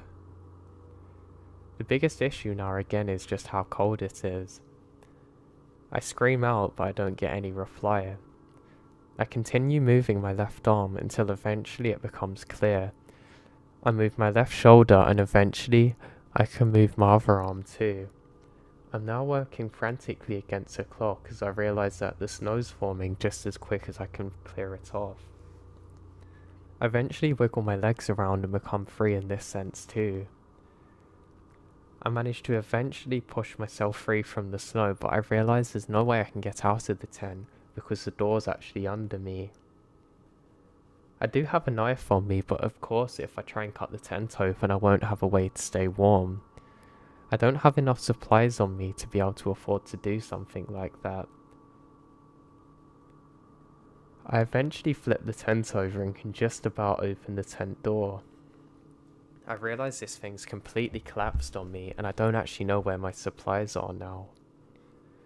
I put my head out for a second and get a massive wind gust that knocks me back into the tent. I realise, great, now I'm gonna have to dig around in the snow to try and find my emergency communication equipment. I stupidly left it just outside of the tent and I'm convinced that the cold's gonna stop it from working. I have to move the entire tent with myself just to stay warm. And I think, God, I can't find anything. This is crazy. Why did I ever let this happen? I quickly get some of my hot water and throw it onto the ground to melt the snow, but I don't see anything. I now realise I've got two options to survive, and I can either stay put and hope I find my communication equipment, or try and make my way back down the way I've come. I decide that if I stay there, I'm probably going to be dead, and the tent's going to collapse again. I end up dragging the tent behind me with whatever equipment there is, and move slightly. It's almost impossible for me to stand, and I'm constantly being pushed back during this time. I've never experienced anything like it, even in all my time out there. I know I can make my way down from here, but it's going to be tricky. I look where I've come from, but I literally can't see more than a foot in front of me. It's like a whiteout. I have no way of getting to my communication equipment, so I just have to step down and slowly get off this thing, with my equipment in my tent being dragged behind me. I do this for a good 20 minutes before I have to stop because it's just so cold. I realise then that I've barely made it anywhere. I realise there's a large tree near me and I quickly start digging. I'm frantically tunneling. Now I'm doing this so quick that I actually start sweating, which is very dangerous. There's not much time to worry about that now, as I quickly burrow under the tree. I eventually make a big enough clearing that I can actually put all my stuff here, then cover up the end of it with my equipment and my tent. I do so and grab my sleeping bag and blanket around me and light a candle underneath me. This is actually an emergency way to stay warm, which of course you have to be careful of the fumes and the fire risk, but I think it saved my life. I do this for a little while, but I'm hesitant to make a bigger fire because it might trap all of my oxygen and mean I suffocate under here because where I am in my tunnel. I know it's bad because I can't hear any of the animals outside. They've of course all took shelter and decided to get away from this, but not me. I'm stuck under here, not knowing what to do. Not really knowing what to do now, I frantically look for everything and try desperately to find any of my comms things. Unfortunately, I can't find anything and I just lay my head back, not sure what to do. I just pray the storm can subside soon. I light another candle, having two going at the same time now, and I actually feel quite warm. I decide I have to drink and eat to try and keep my energy up. I just wait here and start reading, hoping the storm will pass. My head fell backwards and I fell asleep for a second before snapping into it again. Sleep is something that I can't afford to do now. Now after a good 2 hours of waiting, and through a few more candles, I quickly look outside, and thankfully, I can see a lot further ahead of myself now. I don't have to worry so much about going out, and I think I can wait here and run out of candles, or I can find the comms equipment I can see where my original campsite was and where I'd struggled down, just because of my experience. Most of it's buried under the snow, but I decide to go for it. I quickly cover up where I've come from so it stays warm, and I very quickly crawl my way up to there. Now, it wasn't as bad as before, but it's still bad enough that I can't even stand up, and of course I'm at risk of sliding down this thing. I dig and dig away until eventually I find my comms equipment. I'm so happy that I scream out, but I suddenly snap into it and realise I have to get back under my tree and try and make an emergency call. Now, at first when I tried using my equipment, it doesn't work and the battery's dead, but I knew another technique I could do where if I constantly rub the battery on my coat, it could charge it up. I do this for a good minute. I put the battery in and I hear a sound. Click click. My comms equipment has come to life again, just about. I immediately make out an emergency distress call and there's help coming and it shouldn't be too long. They say I should just go back to the tree and wait until they hear from me again, and that's exactly what I do. I quickly go back under my tree and spend the whole rest of the time trying to charge up my battery again. I decide I have to go out because there's no way they could see me because I'll be perfectly camouflaged. By now though, the storm has much passed and it's not too bad. I walk in small circles to stay warm for another 10 or 15 minutes until finally I can see some red coats appearing on the horizon. I scream out to them and they shout back. I fall to my knees and collapse with exhaustion.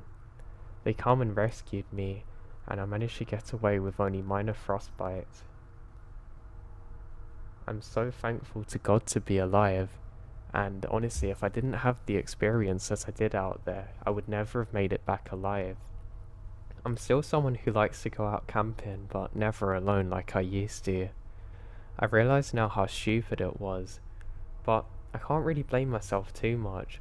I done everything right, but that just goes to show you that you can never truly master the wilderness. The wilderness will always master you. You just have to work with it. And if the wilderness decides that it wants to give you a bad hand, then by God it's going to do so, and you have to pray that you can make it out of there alive. I'm just thankful for the services who managed to rescue me. They risked their life to save me and others, and I'll be forever grateful to them.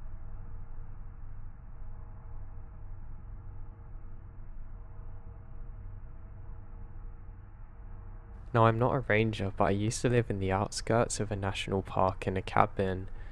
It was a 4-mile drive from the main road just to get to the property and had no plumbing or power. This property was right next to where the park started. To call it the middle of nowhere is truly an understatement. My roommate at the time was interning with the park service, but he's a city kid. Every evening, at the dead of night, I had been hearing noises in the woods. Now it actually sounds like how somebody would walk in the jungle, how they have to stop every so often. Is it a pig, a cat, or just the wind? Now the cabin didn't have a lock-in door, and the owners didn't want me to install one, so I began sleeping in my car. The property's huge, and I'd parked my car over an acre away from the cabin when I heard something. I heard the footsteps again. I moved out. My roommate stayed sleeping without locking the door. Now it turned out he got robbed not once but twice after I moved out, so I homely put in motion cameras, and there was a man walking with a long rifle who would set up in the bush to watch us.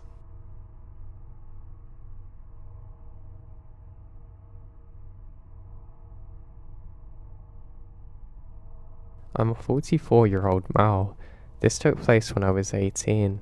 I still can't drive down back roads. So I was driving in the deep south down a lovely stretch of road heading to Hattiesburg to see my family. I'm from Canada and only knew this way of getting there. So I'm currently in the middle of nowhere, Mississippi at 1 AM while driving. I can hear the sound of someone yelling.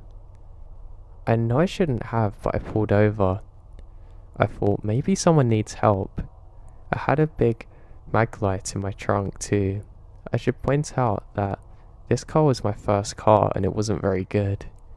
I called out into the darkness saying, "Hello? Is someone in trouble?" I get no response, just an eerie silence. I heard something in the distance. It sounded like somebody trying to sneak around without detection. I heard a slight, somewhat distant snap of a twig, followed by the sound of a voice. "What are you all doing in my part of the woods? No one goes here." I nearly have a heart attack. I started to sweat from fear. Please don't hurt me. I just thought someone wanted help. Come here, son. I can't have anyone seeing what I'm doing.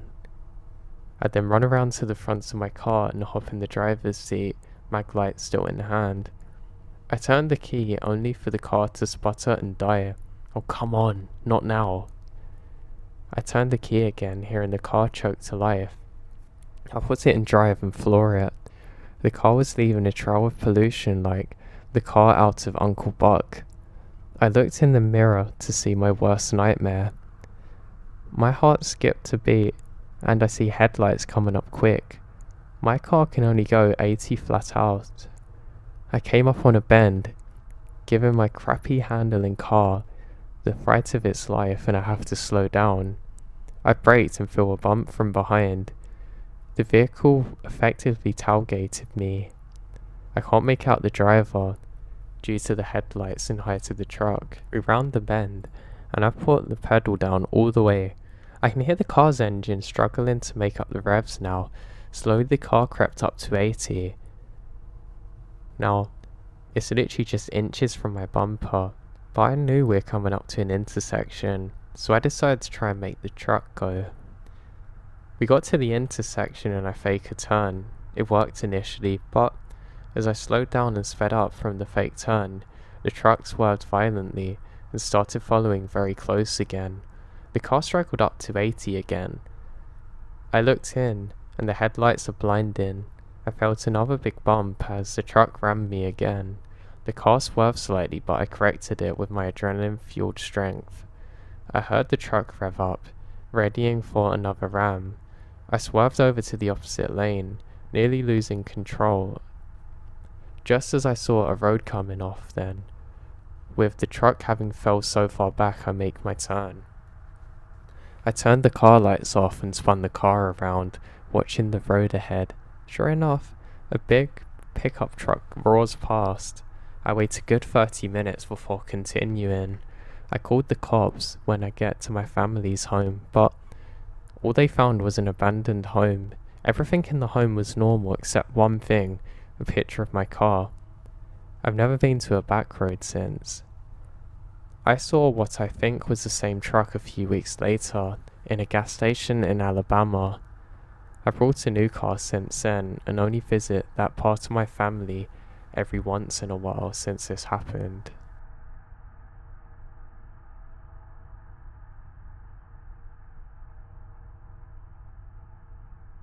So for some background, I live in New Hampshire, in the southern suburban area.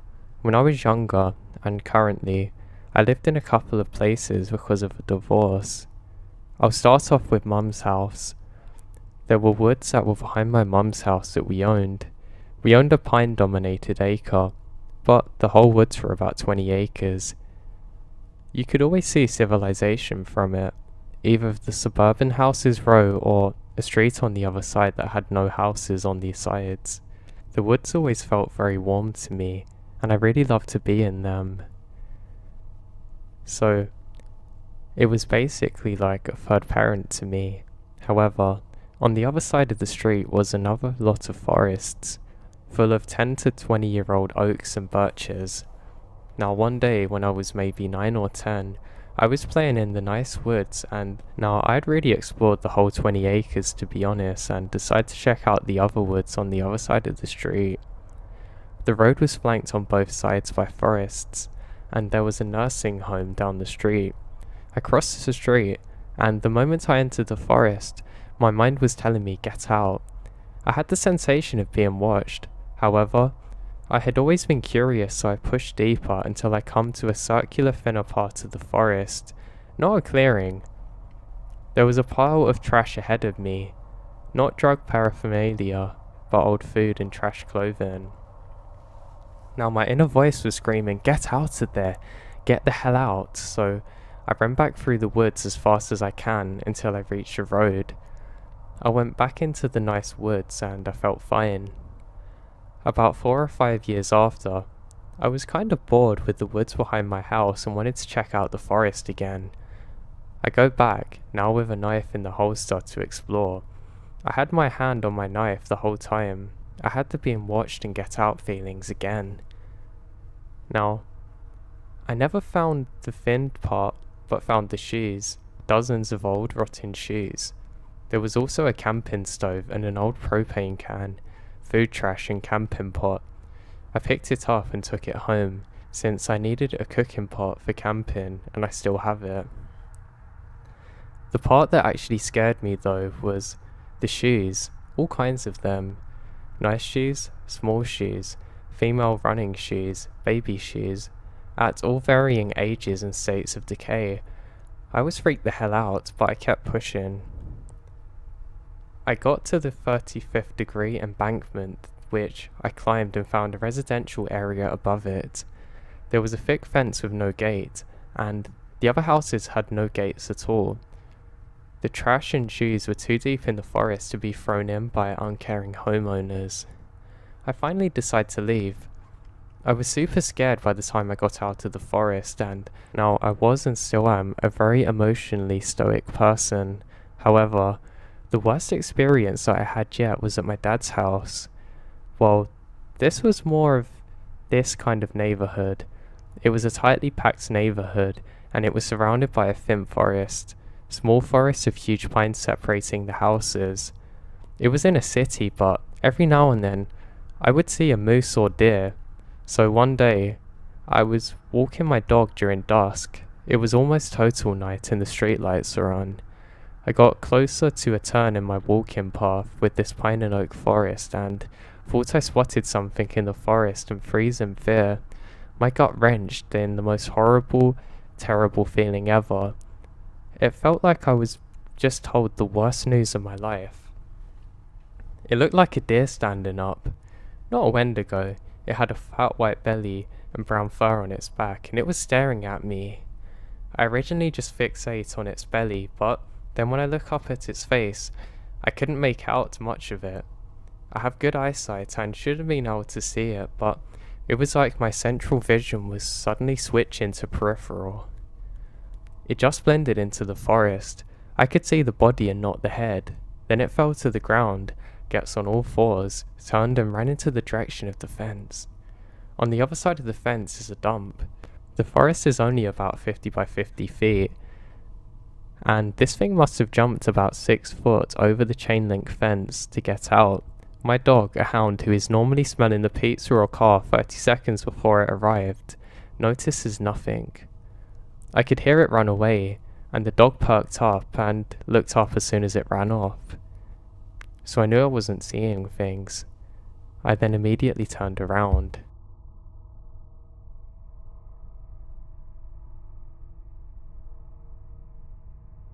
I used to live in the rural Philippines in a tiny fishing village. Right next to our house was a fenced off area that had been overgrown and really broken down. It looked really creepy at night, and a lot of people said it was haunted. From our rooftop, you could see a lot into it. One night I was staring at it, and I saw a strange blue glow coming from inside and shadows moving across the windows. I couldn't place it at all because there's no noises, no one speaking or laughing. It really scared me.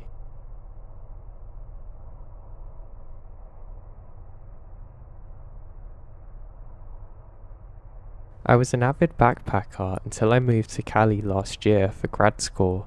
I've got a couple of spooky ones. Was up in Baker Wilderness right up on the Canadian border. Was on a 4-day backpack, 15 miles on the first day and 11 on the second, with plans to hike out the same way we came in. Mid-second day, we're pretty deep in the backcountry. Ranger's office warned us the trail wasn't regularly maintained and to expect slow going. There's lots of washouts and little bushwhacking, but we were close to the primitive site at that point. Suddenly, I noticed absolute silence. Now, I've spent a lot of time in the woods, and you start to get a sense for when things are gonna get dangerous. Whether that be because of an animal or something else.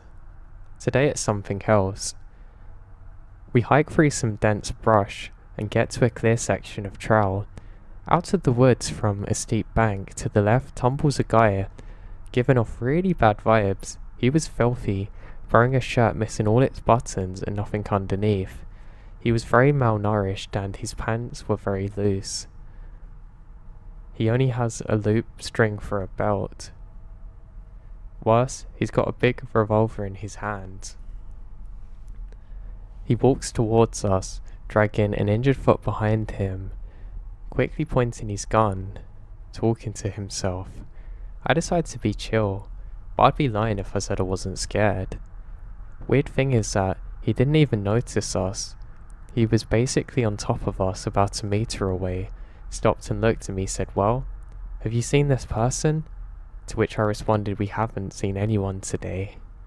Without another word, he limps down the trail and we never see him again. We check in at the ranger station and they said there was no way to the other side and that they weren't aware of hikers. They said they'd look into it, but we never heard what happened after and we're not really sure what come of it.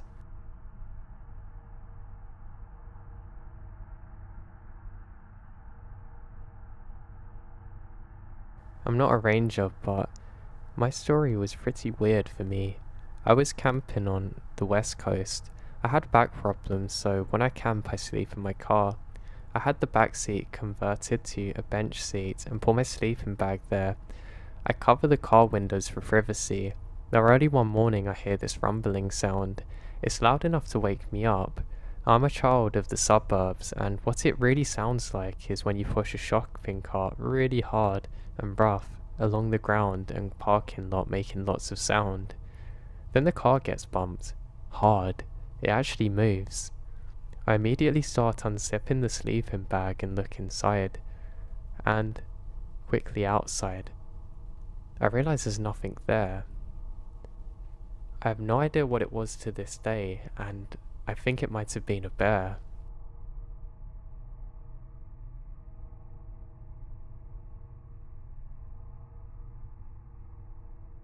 I'm not a ranger, but I was hiking in Andorra with a friend. Long story short, we ended up in Spain, found another trail and were following it without a map. A while ahead of us we see a man with 2 golden retrievers coming in the same direction. He looks young and is carrying climbing gear on his shoulder. We're rushing down the trail to catch up with him and finally do. We ask him for help with directions and he tells us exactly where we are and that we need to be going this way, and about 12 kilometers away there's a hotel. He says there's another smaller town about 6 kilometers away and that he parked his car there. He says, "Hey, I'll give you a lift for the last 6 km if you like," but he says he's in a hurry. We're over the moon, so walk and hike for a while talking. His dogs are friendly and run circles around us. We're chatting away to the guy and he is really nice, but my friend and I are tired, so we can't keep up pace for long. The trail bends away and right then the man, now a bit ahead of us, disappears behind the bend. We get there a couple of minutes later and the trail's empty. No man, no dogs, even though the trail runs straight and we can see for miles. The two of us continue on alarmed, waiting to hear or see anything, or maybe get jumped by him, but nothing.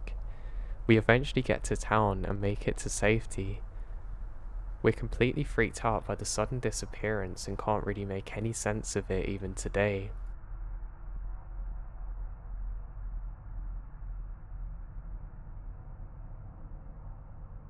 One of the weirdest things that ever happened to me in the great outdoors was with my father and myself. Now, my father actually owned a lot of land and was a forest ranger, so him and being outside went hand in hand. There was one particular summer when we were building a cabin in some area of land that we owned. We actually had a really good time and enjoyed doing so together and were definitely bonding. However, one strange thing happened. Just as we'd finished doing everything and we were really happy, we take a moment to rest and drink some coffee. While we're doing this, my dad stops and says, "Hey, do you see that?" I look to my left and what I can only describe as a very old lady appears to have just shot behind a tree. We both look at each other in disbelief, and just as we do so, every single window that we had just installed immediately shattered. Seconds later, there was a very loud popping sound like a depressurization. Me and my dad once again looked at each other in disbelief. My dad seems to be furious and sprints towards whatever this thing is, with me in hot pursuit. My dad wasn't worried about what had happened, he was just mad that something had just broke his cabin that we just spent all day fixing and making look good.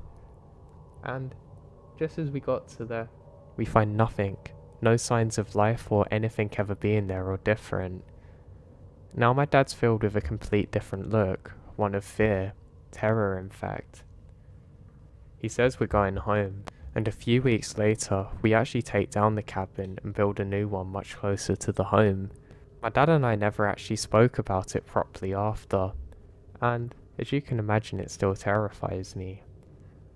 Now one other strange thing that would happen is something that I'm not sure whether it was people playing tricks on me or what, but it's just really creepy. Now there's a piece of land that my dad owns that's really beautiful. I mean, it's scenic to say the very least. It has a beautiful river that runs down it, and I always had a good time hanging out there. I would always go here on my own. Now one of the strangest things that ever happened to me was I was sitting here alone when I hear a rock hit a tree.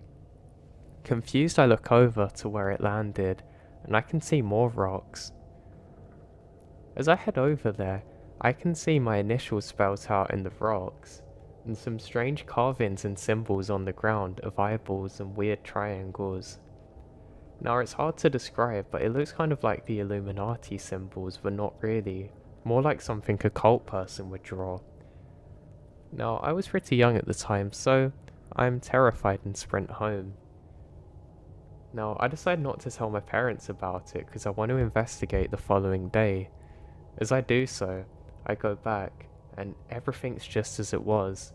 There was literally no signs that anything was different, other than a slight dent on the bark of the tree where the rock hit. I still have no idea what it was to this day.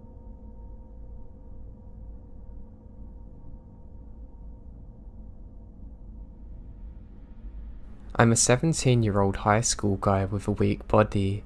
I live in a small town in the Philadelphians, and this town is surrounded by rice fields, with a highway going straight across it. Part of my usual weekend routine is to go jogging early in the morning. This is at some time around 5 AM. My usual jogging route is from my house, somewhere in the middle of town, to a small hill with a wonderful view of town in the morning. To reach my destination, I would have to jog on the side of the highway. From time to time, fog would appear on the highway, and once you're inside, you can only see 10 or 15 feet before it all goes white. So one Saturday, I decide to jog. I invite one of my friends, the same age as me, to join me, since he follows the same route anyway. We left home at 5 AM, proceed to the highway. As usual, a thick fog blanketed the highway. The cars that would pass by had their lights on, and there were several one-ways because of road repairs. As we enter the fog, we decide to jog along the side of the road, past a couple of roadworks, about 100 meters along each. Now all's well at this point. We're a bit exhausted, but otherwise fine. We barely encountered anyone else, and usually they're just fellow joggers. Then we come across another roadwork, and we saw this guy crouched down on the asphalt. He was wearing a dirty orange vest, and he had a similarly dirty hard hat on. We can't really see his face, but decide just to ignore it. He looks as though he's fidgeting with something in his hands, so we thought he was just holding a few tools or something. Also, there was no one there but us, me, my friend and that guy. The fog's thick as hell. My friend signaled to me to keep a distance from the guy and I followed him. When we get closer, we can hear him humming a strange tune under his breath, which in of itself isn't that weird, but boy, we were wrong. As we get closer, he starts acting erratically. He stopped for a moment as I passed him, then starts laughing. It wasn't a regular laugh, it sounded sinister and a little dry. It was really loud, so it began to freak me out. We didn't increase our speed at this point, as we think he's messing with us. But he doesn't stop. He just kept laughing and laughing, and we knew it was beyond a prank. I can't describe his laugh more than I just didn't trust it. We didn't look back.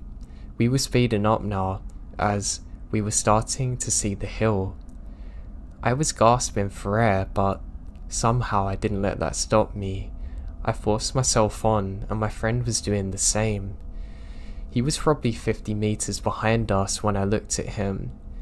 He had stopped laughing, but now he was standing straight and staring at us. He called out to us in my language in an arranged tone. That's when adrenaline kicked in. I just ran and ran until we reached the hill. In hindsight, I don't know how I was able to push myself for so long.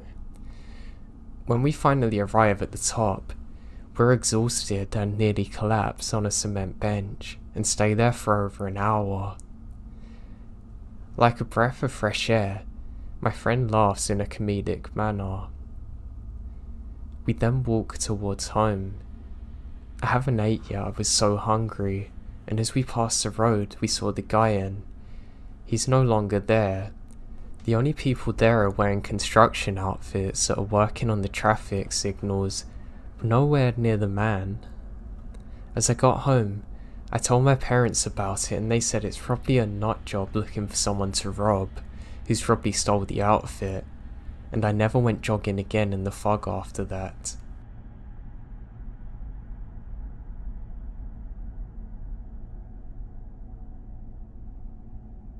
This happened a few years ago when I was mountain walking. We started as a large group, but after some time of everyone choosing their own pace, I ended up walking alone. I was walking downhill through a thick forest area when I slipped on an unsteppable part of the trail, falling fully.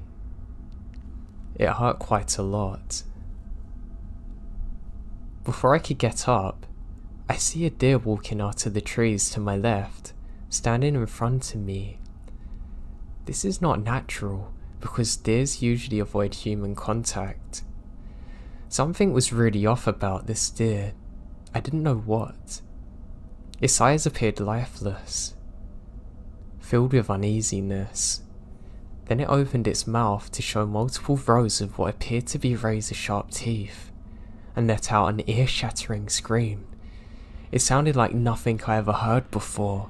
It shouldn't exist. I watched quite a lot of horror movies, and yet none have come close to the scream of this. It was so demonic. After that scream, it closed its jaws and walked away to the side of the woods. Now I've never told this story to anyone else before, but I'm sure what I saw was a Wendigo. It just horrifies me knowing that I saw this thing. For a second when it happened I thought maybe I've hit my head, but I had no head injuries whatsoever and I knew exactly how I landed. It almost put me off running in the woods entirely.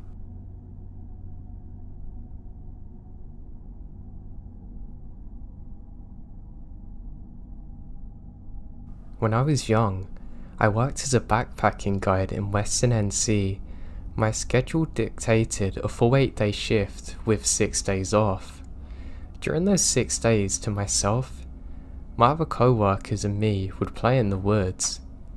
In the summer, you can't beat a mountain swimming hole. One of our favourite activities was called Paradise Falls, alternatively called Wolf Creek Falls. This is a cliff jumping spot with a huge swimming area, a tiny slot canyon and an inner pool. Most will venture just to do the small jump, even though it's the smallest and arguably least accessible. Even though the jump is almost 9 foot at most, you must do 10 minutes rock scaling to get there. We are all adventuring in and out from inside this tiny canyon, and you can't see the main pool. Well, we got to the jump and coaxed the first person off, a fellow guide who had never been to the spot before. She jumped successfully and swam into the main pool and beach area. Then she screamed. Because she was now out of sight, myself and another guide jumped in together and swam the short distance to her, with the others in tow. Of course we figured she was injured somehow. She was treading water and just staring wide-eyed at the riverbank. When I looked to the shore, there stood a man. He's massive, easily 6'7", and appears to have no hair on him, wearing beat-up overalls. Perhaps the most disturbing is that he had folds of skin all over his body. Imagine the Michelin Man, but this is on his face, arms and chest, everywhere with these weird layers. He's also armed with a shotgun, staring intently at us. He just stood there and watched as we grab anything important and speed out of there. He walked slowly back into the forest and we never saw him again.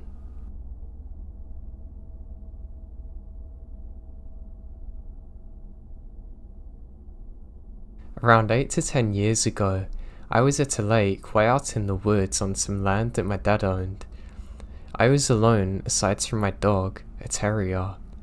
I had only been fishing on the little pier in the southeast corner for about 10 minutes when I get an almost overwhelming feeling of being in danger, and then notice something or someone watching me from the tree line on the opposite side of the lake.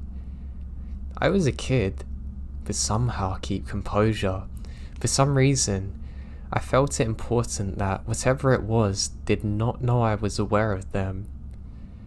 Anyway, it started moving slowly from tree to tree, near taking its eye off me, but never truly facing away from me. The lake's about 70 yards wide, so I can't really see details, but I know where they're facing.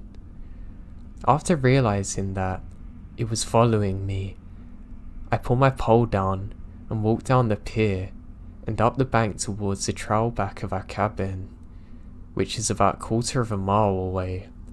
Once I hit the tree line, I bolted to the cabin and waited there with one of my dad's guns until my parents got home. The only witness I had was my dog, and he saw it as well. I know because when he saw the figure, he instantly starts growling in a low tone until I make him stop. I have no idea who or what it could have been or what the intentions are, but they're most certainly not good. This took place in southeast Mississippi near the Alabama border back in the 90s. We didn't live there, but we spent most weekends up there. I know it couldn't have been a normal person, because our nearest neighbour was a very old couple who literally lived miles away. Aside from the lake area that our cabin's on, the surroundings very thick forest. The figure was extremely tall as well. I have a very good memory, especially for details. Also, shortly before I noticed it, I got a very strong feeling that I was being watched. I never felt safe there again, and I was so glad my dad sold it.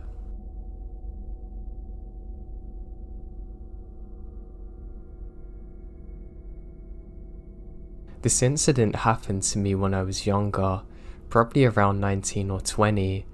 I used to drive around the countryside in the woods for hours on end, up to literally 6 hours, smoke cigarettes while I listened to music daydreaming.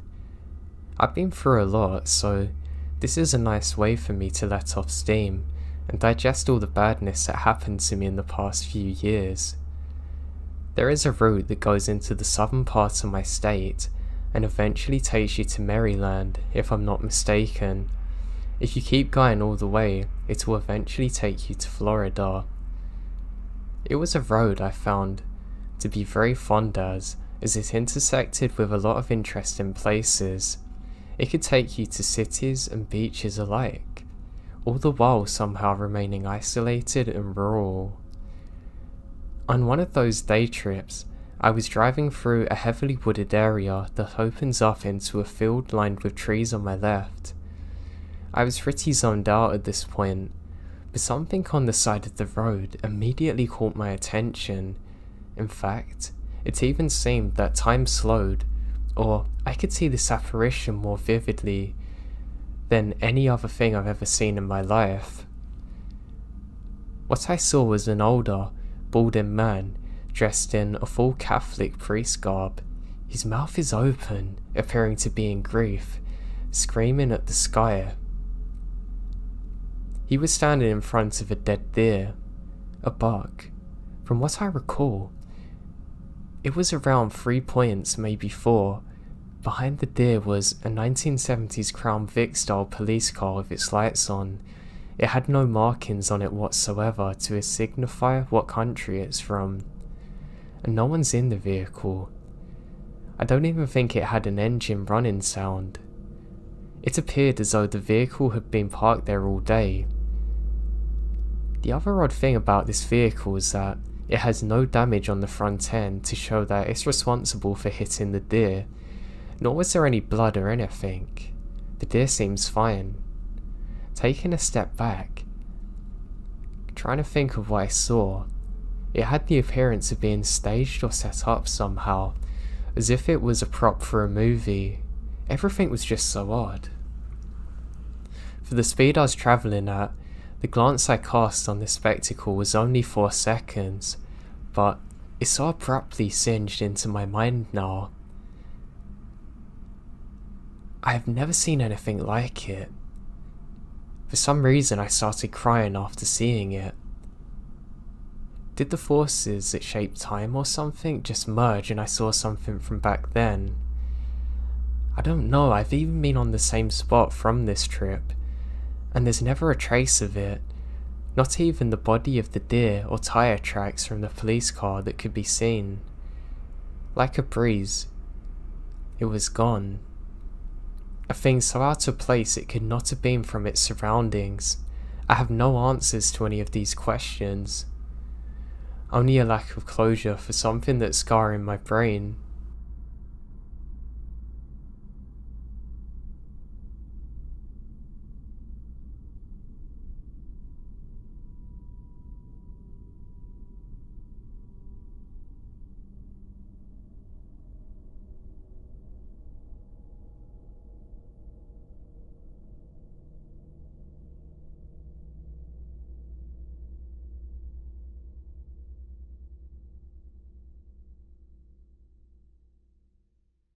Hello everyone, hope you're all doing great today. As always, there's a message before the video starts. If you want to skip straight to the stories, then there's timestamps in the description below. So for today, I just want to say this. Make sure you always remember that you're in control of your days, and you have a lot more power over how you feel during them than you realise. Think of this, the moment you wake up, you're immediately having thoughts, and it's up to you to be conscious of them, to control them. Doing this is going to put the power back into your own hands. We have to remember that our mind knows us better than anybody else, our darknesses, weaknesses and insecurities. So being in control of that is a very important thing, and it's the only way that you're going to get through life. I can't emphasize this enough. Honestly, if you can do this every day, it's going to make a massive difference to your life. And you have to do things that make you uncomfortable and that you're scared to do. It's the only way your mind's going to get stronger. And yeah, it's going to take a long time and there's no finish line to this, but it's going to turn your life around completely. I love you, and you're not alone in your struggles. Take care and have a great week.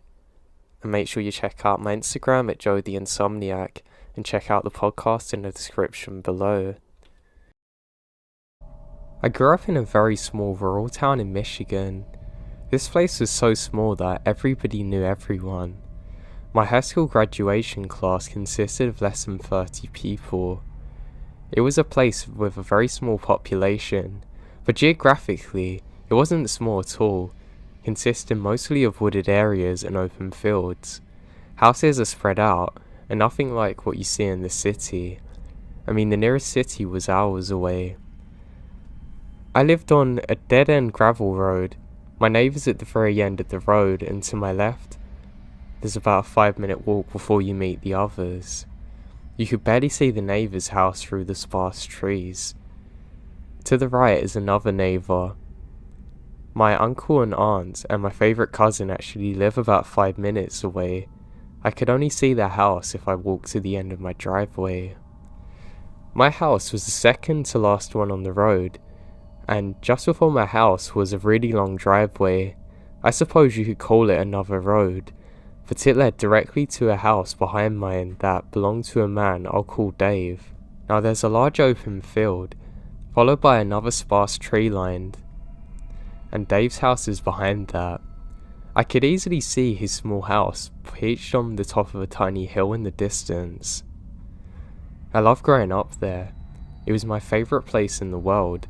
My mum and dad worked in town, and my older brother, my younger sister and I were always left to our own devices growing up. We were always playing outside. My siblings and I are all born within the first half of the 90s, so we grew up during a time where there weren't really cell phones. We didn't have cable TV, just a few channels when we got an antenna. And our parents usually kicked us out of the house from sunrise to sunset because they didn't want us being stuck indoors. Because of this, we often explored the land around the area. Being 90s babies, our parents for some reason trusted us to literally wander everywhere. Never once did they check up on us. Now the house behind us was extremely creepy. We rarely saw anyone come or go, and believe me, they were very nosy and would know if somebody was driving down the road. The upstairs bedroom window overlooked the front of the house, and my sister upstairs' window overlooks the back of the house. We also had a giant set of sliding glass doors at the back of our house that opened up to the back door porch. They were so big it practically took up the whole wall, so we literally saw everything. Despite the neighbour behind us rarely being seen going anywhere or seeing anyone show up there, we just knew he was creepy. We used to call him Creepy Dave, and still do to this day, including my parents. I can't really explain why we started to call him that, but it seems so fitting. We used to walk through the field and along the tree line towards Dave's house. We were careful not to walk all the way up the driveway. We'd usually just play near the tree line and the fields around the area.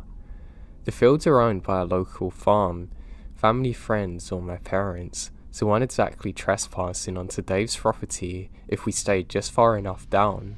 Sometimes we would get a little brave and creeped up the road more. I can remember inside the ditches leading up to his driveway, there would be animal bones, fully intact skeletons, even a deer skull.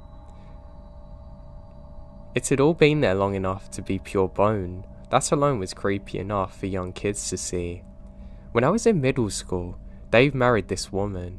I can't remember for the life of her name, but she had 2 children, a daughter I'll call Lisa and son I'll call Dustin.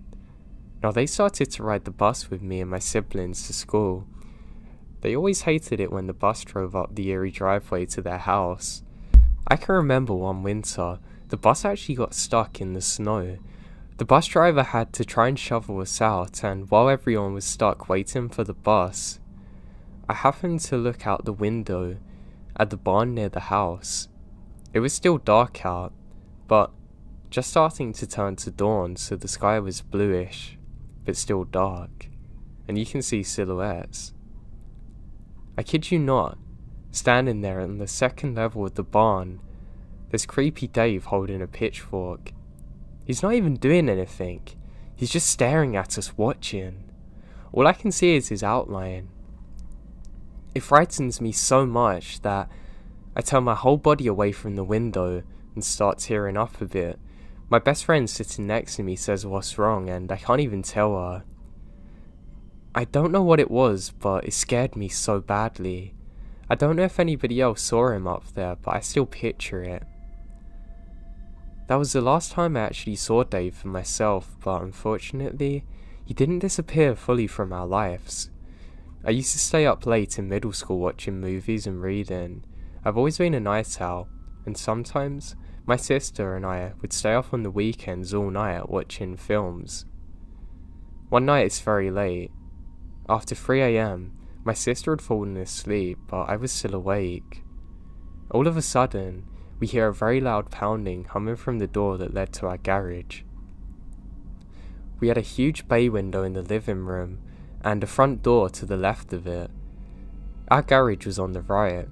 Our window faces a driveway and we have multiple dogs, so whoever this was come from behind the house crept into our garage so the dogs don't know. I was so scared. My sister starts crying. I started screaming for my dad. He come running out of his bedroom in his underwear holding a shotgun. He went to the door and it's Dave's wife, crying hysterically. I have no idea what happened, but my dad never even told me, and the cops show up. Over time, this happened a few more times. It got to the point where my sister and I stopped sleeping in the living room. And eventually one night, my dad told Dave's wife she needs to stop coming running to our home for help and needed to go to the other neighbours. Thinking back, I feel bad, but my dad was clearly worried about us. These occurrences stopped for a while until one morning, I walked downstairs to SWAT vans parked around the road, men in uniforms with vests and guns crouching in the backyards, and they're pointing directly towards Dave's house. I freaked out. I ran into the living room, into the front entrance, and my dad was standing there with a sheriff. The sheriff had been telling my dad that during the night, Dave held his wife and daughter at gunpoint. I'm not sure where her son was, but he hadn't been there. Eventually, this man in his drunken fit of rage blacked out and passed out, and the wife and daughter escaped. I'm still not sure which neighbour they went to, but the cops are called. Upon getting there, he actually shot at them, and that's when the SWAT was called in. I suppose sneaking through my yard across the field was their way to get an element of surprise, but hell, how is a young girl supposed to know what to do when all this is going on? Dave went to prison and I have no idea of the outcome, nor his family. The kids never went back to school. Apparently he's out now but never come back here. All I know is his creepy house is still there and it's been abandoned for ages.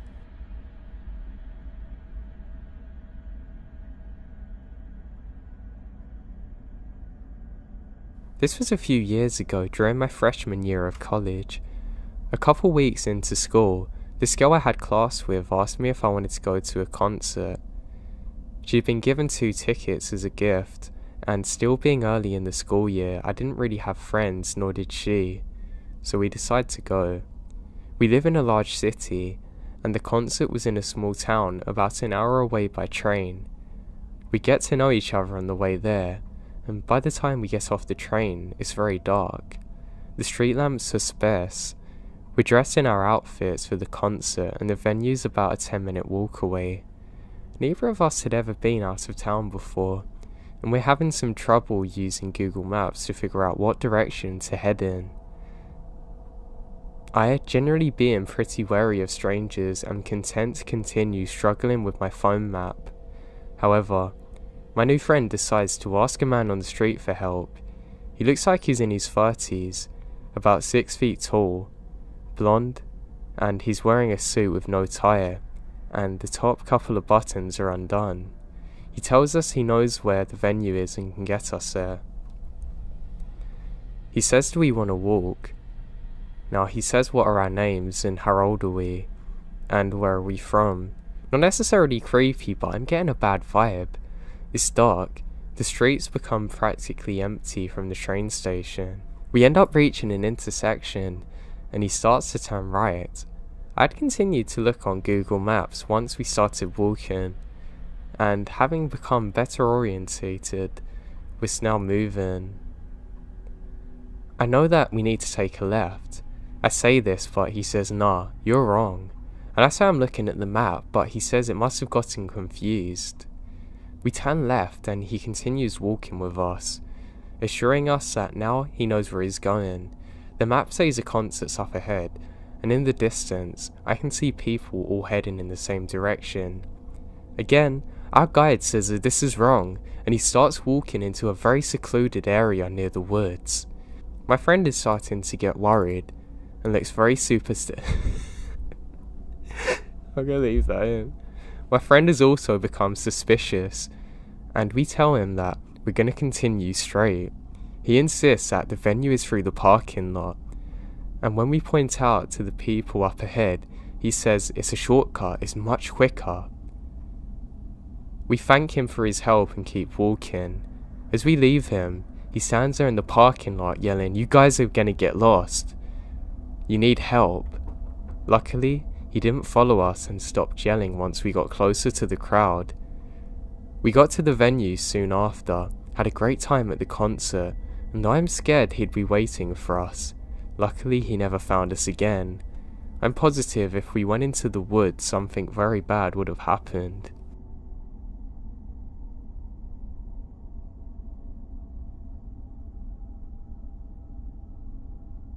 My family and I have been hunting on the same property in East Texas for over 10 years. I love Texas. And we've had some really creepy encounters with some of the locals. This property we hunt on is timber company land. It's way off the beaten path down some dirty roads. No power, no running water, no sewer. There's only a few people that live in the area, only scattered around some hunting camps. Our closest neighbours live in a trailer about a mile away, and we've come to call this a meth house. Now, I'm not sure if it's really a meth house, but it wouldn't be hard to believe that was happening there. Now, this place has always been odd. There is a trailer sitting in the middle of a pine clearing. The brush is fairly overgrown around the trailer, almost as if the property is abandoned. There have always been broken down cars and other junks grown around the front. Cow skulls and hip bones are attached to a pine tree going off about 20 feet. It started out maybe 10, and over the 10 years has grown out to about 20. Now, for a long time, the strangest thing about that place is the vibe you get. In 2017, things get weirder. The front yard collection began to grow. A rotted out taxidermy of wild hogs was added to the skull tree.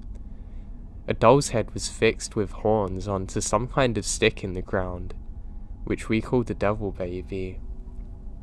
There's 3 tripods about 12 feet high, each erected around the trailer made out of pine trunks. One day when we drove by, we noticed that from one of these tripods hung the spinal column and rib cage of we don't know what. We thought originally they were using the tripods to hang and clear deer, but the same bones have been hung there for over a year now, and someone would usually get rid of this. So, we've had no encounters with the residents and don't even know what they look like or if they actually lived there long term. This place was creepy. They seemed to keep to themselves. Until later in that season we had 2 creepy encounters. The first happened to my good friend. He had made a quick day trip with his wife up to the property to fill feeders and ride 4-wheelers. To get to the spot, he has to get on the dirt road and drive past the meth house. His spot is only a few hundred yards away from the house. While they were doing their thing, they began to hear some strange noises.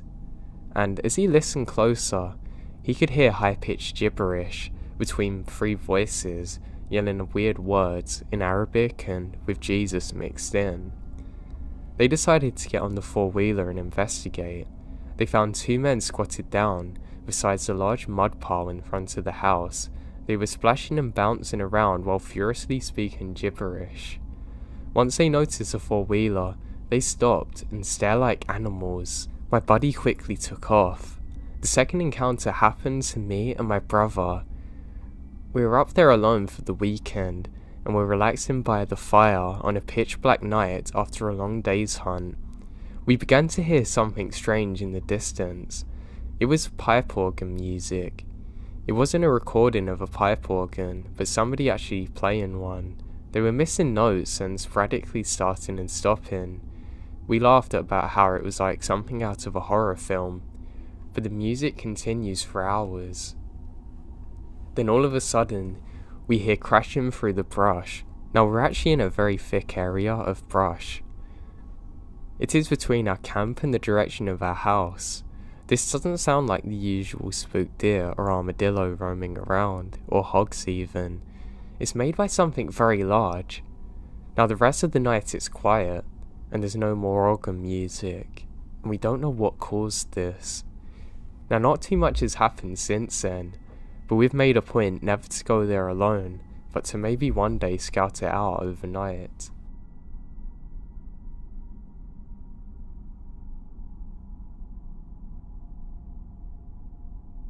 The summer before 2nd grade, my family and I moved into Olympia, WA.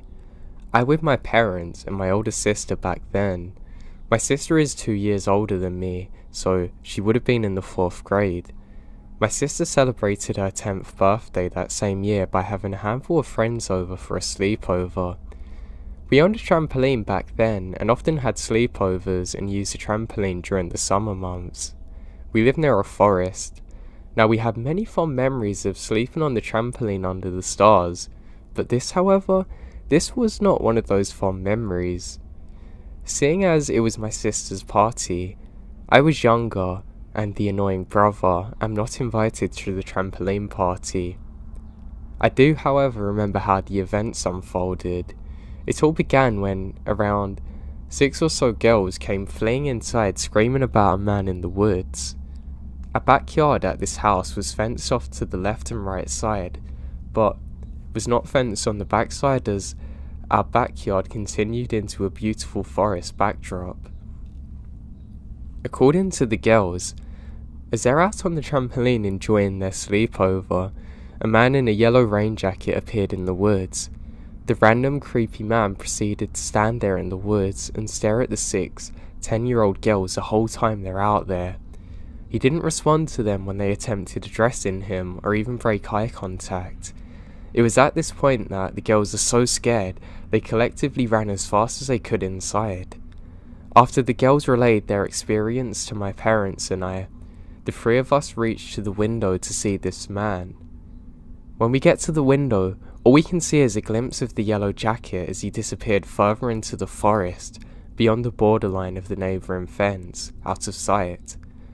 My dad sprinted outside yelling at the man, threatening him, calling the police but we can't see him. My parents did call the police and filed a report, but nothing ever come of it. After this experience, our parents thought twice about letting us sleep on the trampoline at night. We ended up moving a year later.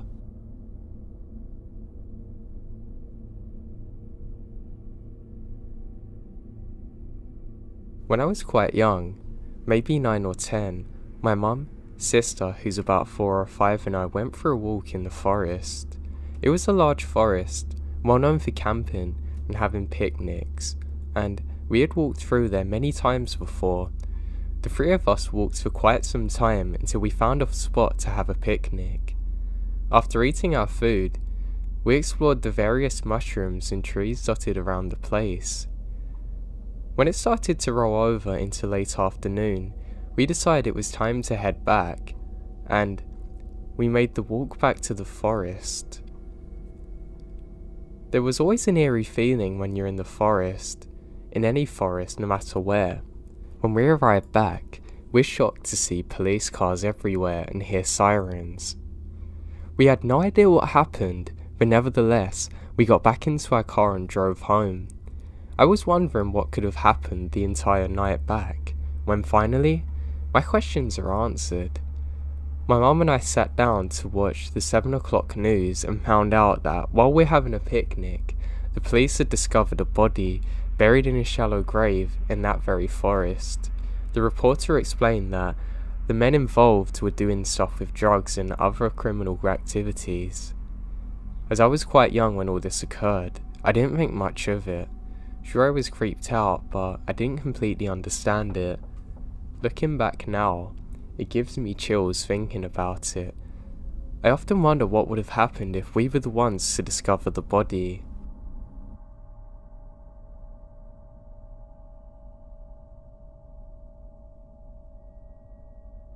My husband and I love to go driving. We prefer road trips, but on the weekends or nights, we have nothing better to do than to go around cruising and just drive around. We prefer smooth and not busy roads. On this particular night, we are bored and decide to go cruising. We went up north to a small town, about half an hour from the city where the roads are curvy and smooth. This town is close to the mountains, and if you follow this particular path to the main street all the way up north, it starts driving up a mountain. It's about 9 PM, and there are very few cars in the road already since it's a little cute town. But we kept going north anyway from the houses and stores, and eventually to where the roads start curving uphill. We drive up for about 15 minutes more, and it's pitch black when we see some blinking lights. As we get closer, we see a truck that's on the side of the road facing us. I'm getting the chills thinking about being all the way up there in the middle of nowhere, and a stranded truck on the side of the road appears. As we slowly approach, I tell my husband it's probably best to turn back. I have a bad feeling, but at this point, we're pretty much at the truck. He pulls up next to us. We see that there's a young blonde guy, probably in his late 20s, who gets up to our window. I get such a bad vibe by this and tell my husband not to put his window down. I think he also gets a weird vibe and actually listens to me. He kinda just loudly asks what's wrong, and the guy just says something happened to his truck and he needs a hand. His phone is dead. Now my husband asks what happened, but this guy insists on showing him and to take a look. He says it's very friendly and even calls him bro, and he's glad we pulled up. My husband says, you know what, I won't be much help because I know nothing about cars, but I can call help for you. My friend knows a lot about cars. The guy's insisting and gets upset. I'm now looking back at the truck, and I thought I caught movement inside the truck. I tell my husband I think we should go. Now, he probably saw the look of fear on my face because he puts the car in reverse, but as he did, the guy is now behind our car, so my husband decides to go forward instead. We drive up for maybe 2 minutes, trying to find a place to turn around since the road is so narrow. The road turns to a dirt road, and there's a little more space on the side, so he's able to turn the car around. I am dreading going back that way now, and our phones have no signal at all. In my mind, I know this could all be someone with genuine problems, but this doesn't make sense. I cannot help the feeling in my gut. We soon reach the area where the truck had been, and there's no truck at all. We drive maybe another 5 minutes, no trace of one whatsoever, and we're sure we've passed the place that he said.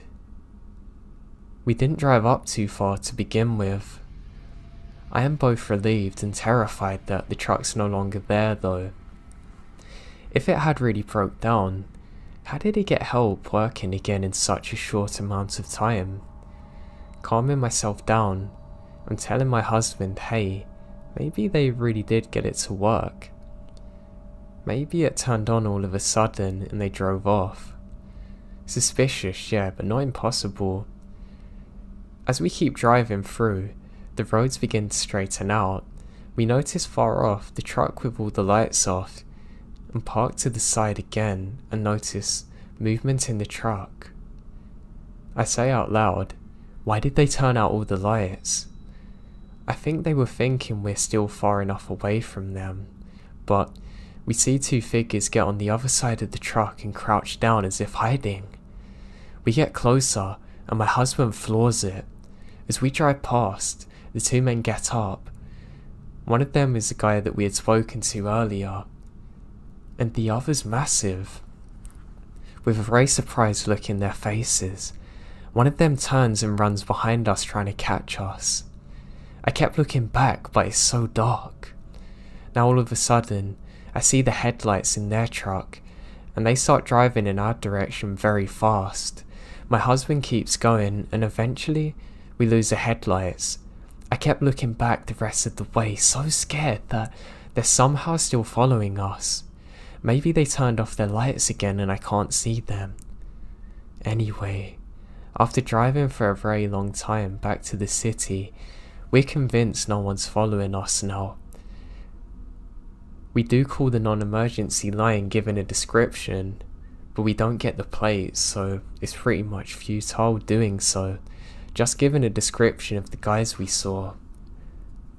I realise all this could be rationalised, but it makes no sense why one guy was hiding and how they tried desperately to follow us.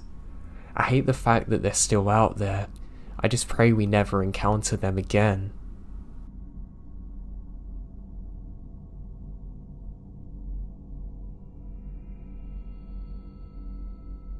I don't know if this is an Eastern Coast thing, but in my little town, there's a twice the ice station.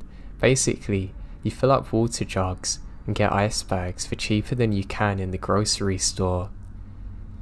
I went out a few nights ago to get some water, because hey, who wants to be drinking tap water?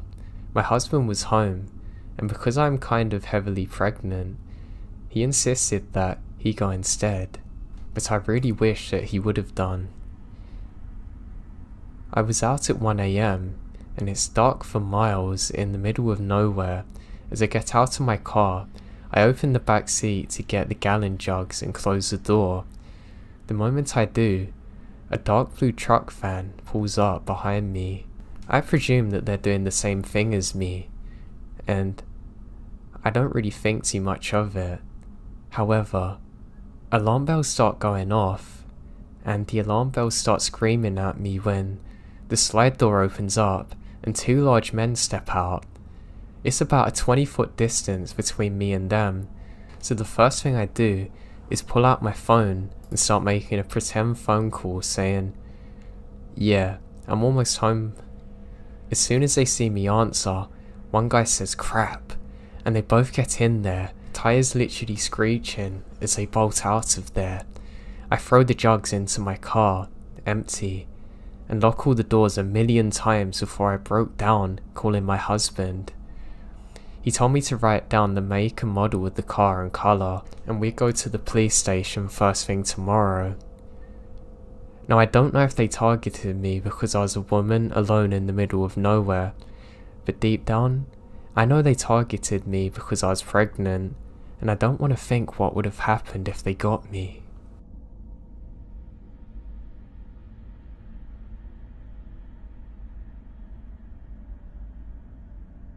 When I was 16, some friends and I went to an outdoor centre concert thing. We parked at the mall and took a shuttle to the venue. For perspective, the mall is a 20-minute drive from our home, and the venue's another 20 minutes away in a different direction. During the concert, I end up losing my friends in the crowd. I don't care though, as I wanted to get to the front, and I could just call them after the concert ends. Well, of course I lost my phone somewhere in the crowd of people, and don't even notice until the last show wraps up. I search the ground as the people dissipate with no luck. Reluctantly, I just hop on the bus heading back to the mall, hoping to meet them at the car. The car is gone, and I start to freak out a little. But it's 10 PM when I head to the bus station to see when the next bus is coming. Just my luck, it's a special holiday, so no buses until 10 AM. I borrow a stranger's phone and call the two numbers I know, my mum and brother. My mum doesn't answer, but my brother does. He basically gives me the suck it up talk and hangs up. So I'm alone, scared, and a little drunk in a city I don't know. I try walking but quickly give up when I realise I'm basically walking down a random highway towards God knows where. Back at the station, I'm just staring at the map when a stranger creeps up behind me. He asks me where I'm heading, and I say the truth. He is conveniently going to the same city, asking if I take a split to a cab. Realizing this is my only option, as I said I don't have my own money, we get in the car. Turns out he has less than I do. We barely have enough to get to the heart of the city, which is a 10-minute drive from my home, but at least I know my way from there. During the drive, this guy gets progressively more creepy. He's aware that I'm 16 and he's 25. He scoots closer every minute, touching me, insisting I come back with him, even writing his number on my leg. As we get there, I realise the situation I'm in. We're about to get out at a quiet area at 2 AM and the cabbie's going to drive off, leaving no one to hear me scream. The second he gets out, I turn to the driver begging him to take me further, so I can at least put some distance between us. The cab driver said he hadn't heard a word the whole way, but definitely heard something odd. He asked me for my address and takes me all the way home, and the creeper stares in frustration as he drives off. When I got home, I offered to wake up my mum to pay him, but he declined, saying he's just glad I'm safe. I broke him through the kitchen window to get to bed and cried myself to sleep. I'm just glad the cab driver was so kind to me.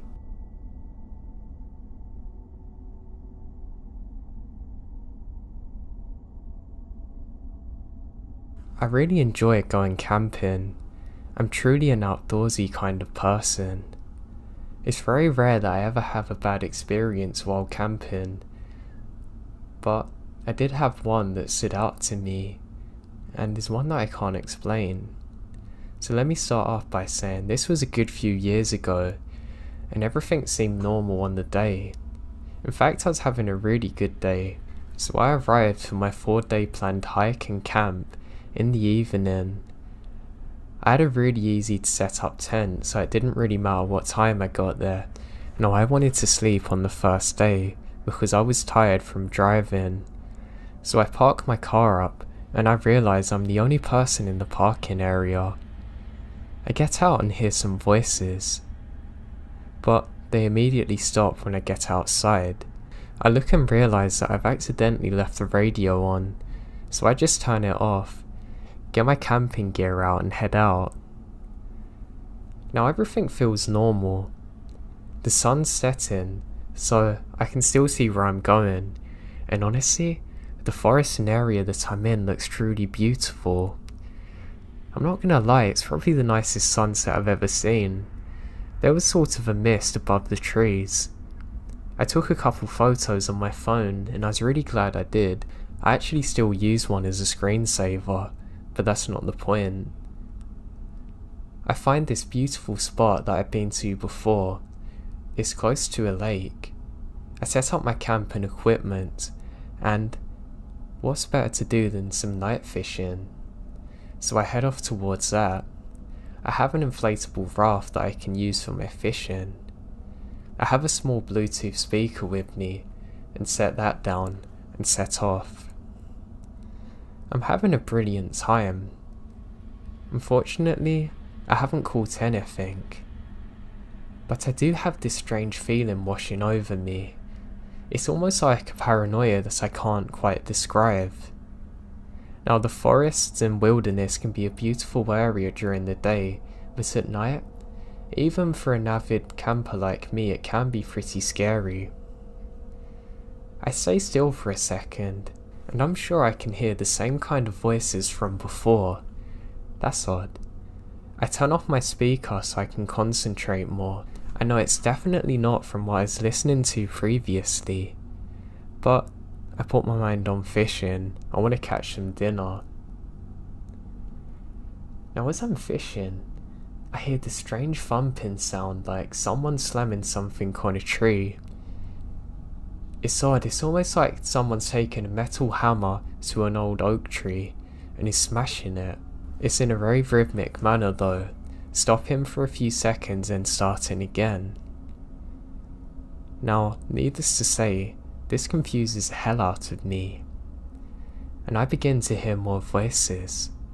I can't tell exactly what they're saying, but I decide that, you know what, I think it's better to be out in my camping site at least. That's where I have my weapons if I really need it, that I've buried now under some leaves. The thought flashed across my mind that, oh god, imagine if they found my site and my weapons, then I'd really be screwed, and I laughed to myself. So I start paddling back. As I do, I've realised that the sound has now stopped, but also that it's coming from the opposite side of the lake. I have a horrible feeling about this. I don't know of any other campers in the area, but hey, it's not the first time I've encountered anyone out there, and I make it back to the shore. As I do so, I get my stuff together, leave my raft deflated on the side, knowing I can come back for it in the morning, and I head out. As I do, the thumping starts again. This time it's louder and closer than it was before. Okay, that's really odd, and I've now picked up the pace. I'm thinking about calling out, but I realise it's not a good idea in case these are actually bad people. I glance behind me for a second, and I can just about make out the flash of a light before it cuts off the second I turn my head. Now, I don't need any more signs, and I literally start sprinting back to my campsite. As I do, I can't shake the feeling that I'm being watched and followed. The thudding sound slowly stops as I'm jogging, but I'm not going to wait around for it. I quickly pack up all my stuff. I decide I'm going to sleep in my car just until I figure out what's going on the next morning. I look and thankfully find my gun, exactly where I left it. I feel a lot more safe now. I start sprinting towards my car, and as I do, I can hear rustling around me. I'm now terrified. I call out, whoever's there, I have a gun and I'm not afraid to use it. What's wild is this doesn't even deter them. I start to think maybe it's a group of animals stalking me like coyotes or something, the last thing I need. As I'm running, I can see the figure of a person near my car. I shine my torch and I can see the reflection of animal eyes. I don't really get a lot of time to figure out exactly what animal it is, but it gives me some relief knowing it's not a person. As I get closer, there's this disgusting smell. Just as I reach for the door, I can see that this isn't actually an animal. It's just an animal's head that's been freshly cut on the roof of my car. What the hell? I now let out a really loud scream that I don't even have to think about making. I quickly get in my car and turn on the lights. I can see the silhouette of a person in front of me now, who quickly ducks down. I instantly slam it into reverse, but I realise I'm having a really bad panic attack, and I need to wait at least 3 seconds or so before I start driving, before it gets any worse. Just as I'm doing so, I can see the flashes of more torches behind me. I instantly snap out of it, and immediately step on the accelerator and speed the hell out of there. I then instantly call the police to report what's happened. I can't believe that this actually happened to me. How could a nice relaxing getaway turn into this? How the hell did that animal head get there? Who were them people? The police agreed to meet me further up the road, and I agreed to help go back to figure out exactly what's happened. I'm literally shaking, but I feel a lot safer with the police officer there. He says he's never heard of anything like it before happening. When we get there, there's no longer a feeling of being watched. Disgustingly enough, the animal head's still on the floor, close to the exit where it rolled off my car. The officer says that someone must have done this very recently because of the way it sat and the blood around it. He does a quick patrol and can't find anything in the area. I go to the lake and show him exactly where I saw the first torch. I'm now able to retrieve my raft too, but there's no signs of anyone out there. He says he's literally never seen anything like this before, and that whoever done this is long gone, and I agreed to go back to the station with him to make a bigger report. Turns out, there's lots of reports of occultist activity in the area that neither me or the officer knew about previously. Apparently they make regular animal sacrifices, and worse, they attempt to kidnap people, and have done so before. Unfortunately for me, they never found exactly who did this, and I still have more questions than answers, and I never went back to that same area again.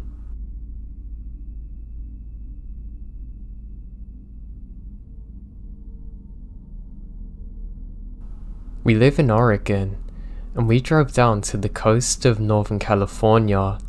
We had a late start leaving our houses, and arrived at a little beach south of the Redwoods just after 9 PM. It's pouring rain and dark out, so we park on a dirt road that had access to the beach, and decided against walking down on the sand to set up my camp. My friend drives an old Toyota pickup with a camper shell cover in the bed, which has a mattress in the back, so we decide just to sleep on here. The beach area where we were is very secluded, and belonging to a local Native American tribe. They didn't mind us visiting, as long as we're respectful. After talking for a while in the shelter of the truck canopy, my friend fell asleep before drifting off myself. I realised I had forgotten the passenger lock of the truck. All of our valuables were stored in the cab, so I hoped nobody would come along to rob us in our sleep. After a few dreamless hours, I heard the sound of the driver's side door handle of my friend's truck being lifted. That door happened to be locked, but I was awake, terrified that whoever had tried to open the door would now go around to unlock the side, or try to get in bed where we are.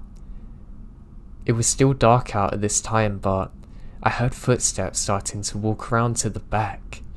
I grabbed my flashlight and shone it through the back window of the camper shell, in hopes of alerting the intruder that there's people here. I heard footsteps get a little further away. Then I heard the sounds of snapping twigs and something heavy being thrown. Then the man let out a long yell, screaming a swear word at the top of his lungs. It didn't take more than 2 or 3 yells before I woke up my friend. "Dude, there's a crazy guy outside. He tried getting in the truck, now he's walking around yelling," I blurt out as I shook his shoulder. We sat upright peering out of the windows, but it's still pitch black out. I check my phone and it's 5 AM. The sound of the man walking around the woods near the truck don't let up. He's still screaming now, and it seems to be getting louder. He would occasionally yell further away, but then appear closer. We sat huddled in fear for a good hour, unsure of what to do. His shout sounded as though he was full of rage, but he never attempted to get into the truck again. Eventually, the owners of the only other car parked there come to their vehicle and drove off as the sky started to lighten. We did not hear any more yelling or log frying after that, and eventually we're both able to sleep for a bit, waking up at around 10 AM. It's hard to believe that during that terrifying hour we heard what we did, and it was so vivid. We still had no idea what the man was doing or why he was so angry, but the guy screaming profanities still remains a mystery to me.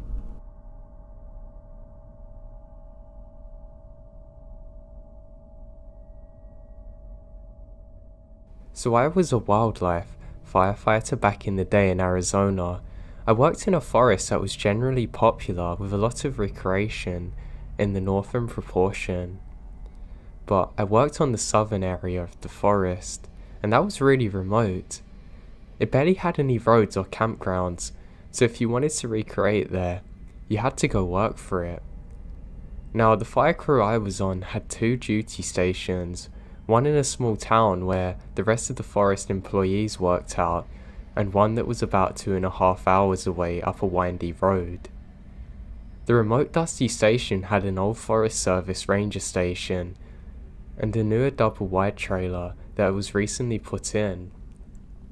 When I worked at this place, it had no cell reception.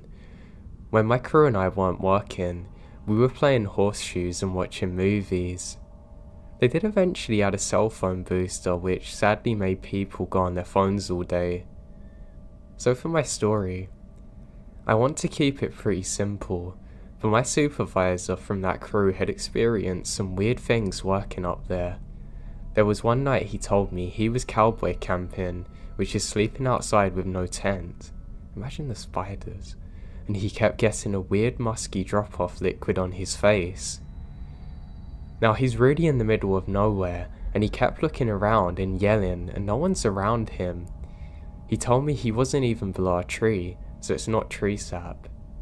He never slept outside again, which leads me to believe how weird the experience was for him because he loved being outside. Now for my story. I had other interesting experiences at a remote duty station, but this one was scary. It was on the night of 4th of July, and we weren't on a fire, so the crew was playing horseshoes, having a good time. Everyone went to bed pretty early because we were going to a PT hike the next day. I had my own small room in a double-wide trailer, and my bed was situated next to a big window. I started to doze off, but felt awake. I then hear one of my co-workers outside my window asking me to come out. I was laying down, facing the window and don't look up, but I felt their presence by the window. I felt as though something tall was looming over from outside. They kept beckoning for me and I said no. Pretty quickly, their voice became very deep and angry. They started swearing at me to get out. It was almost a demonic voice. I lay there frozen, not wanting to move a muscle. They yelled at me, and eventually, it stopped and I fell asleep. I woke up the next day and asked why my co-workers were out there, but they look so confused when I tell them this. They say that none of them were up that day, it was only me.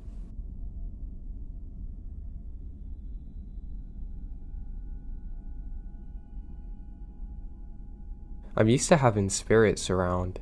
I've always believed in them, and they're pretty much normal for as long as I can remember, but they've never terrified me. I remember my grandmother talking about spirits when I was little. My oldest son, before he deployed to Afghanistan, had the uncanny ability to tell me when someone was gonna die. And I've had my own personal spirit friend I called Fred for as long as I can remember.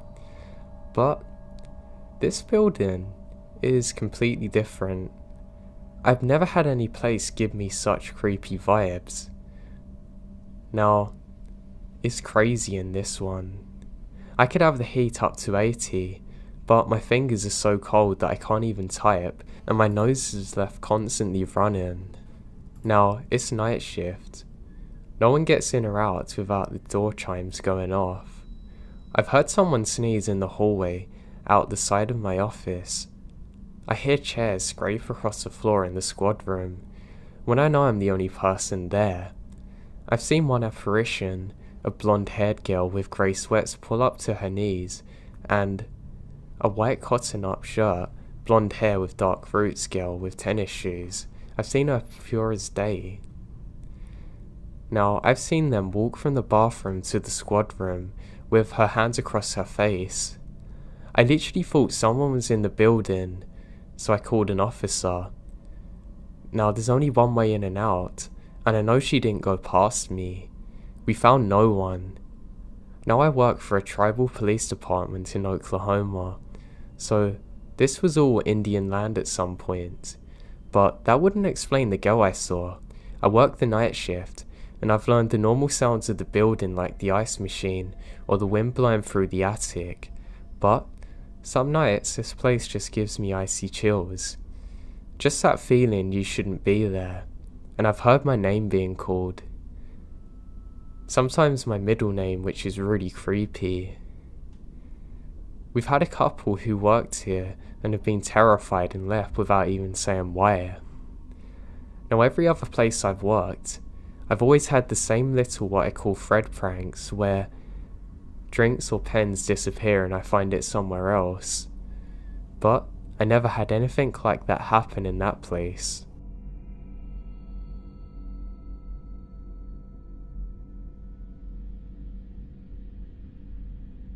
I posted quite a few times about my experiences, but I somehow glossed over my time in high school when I worked as a bag boy at a local supermarket.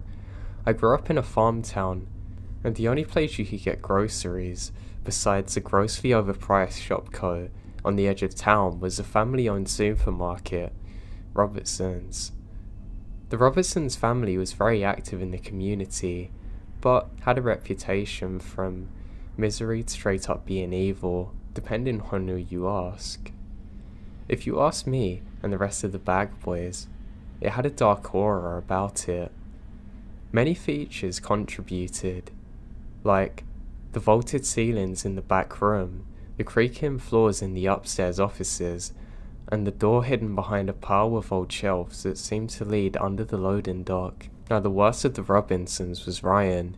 He was too old to handle business decisions, but was too stubborn to let his tube-topping son take it out of his hands. So he spent his days shuffling around the floor, antagonizing the bag boys at every turn. He would moan at us if we clocked in 1 minute early. He'd moan at us for standing at the cloak with a minute left on our shift. He moaned at us about our laziness the second we weren't moving stuff. I always joked that he's a vampire. He refuses to die. Why else is there never a call over the intercom for kids who lost their parents? One night, my suspicions are reinforced. Ryan had showed up at 9 to take care of some of the office work upstairs. With all of our closing duties done, my partner for the night and I are lollygag in the stock room, right at the foot of the office stairs. When 10 rolled around, it's time to close. I figured I'd let Ryan do the locking up. I started up the stairs and realised it's dark. I got to the top and look around. Not a single light in the offices is on. We had stood at the bottom of the stairs the whole time and Ryan hadn't passed us. Even when Ryan isn't looking scary, strange things happen upstairs. The exposed water pipes leading upstairs twang like somebody's hit them with a hammer. Footsteps on the creaky floor would always echo. All of this happens when the offices are pitch black too. Now one night, my partner and I freaked out by the noises, and decided to spend the remainder of the shift lapping the store. As we were walking perpendicular to the aisles, a can of green beans halfway down the vegetable aisle suddenly fell off the shelf. We put it back on the shelf and start walking again. We don't think much of it. Then, 2 aisles down, another can falls off. This time, as I put it back there, a can 15 feet down the aisle flew off the shelf. We left that one sitting there and huddled around the cash register. And to top it off, a bag boy requested to be taken off of night shifts after an experience he has in the break room. The break room had 2 small bathrooms, male and female. Now he's taking his food break when he heard a baby crying from the woman's bathroom. He'd been in there for 5 minutes already and not seen anyone come in. Definitely not with a baby. He endures 10 minutes before he gets so concerned. He knocks on the door, repeats the knock and questions, and gets nothing back. He finally is convinced that something dodgy is going on and left.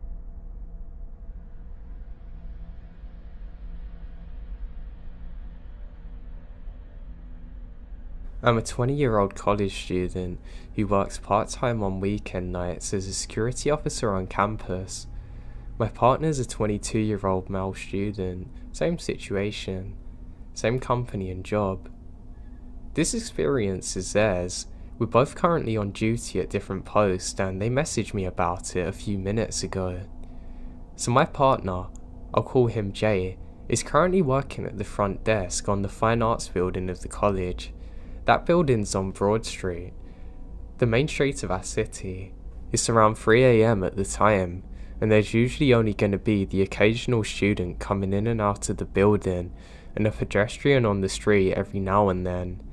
Jay's security camera shows that the area just outside of the building, including footage of the dumpster, parking lot and sidewalk out front, which is well lit by street lamps since it's on Main Street.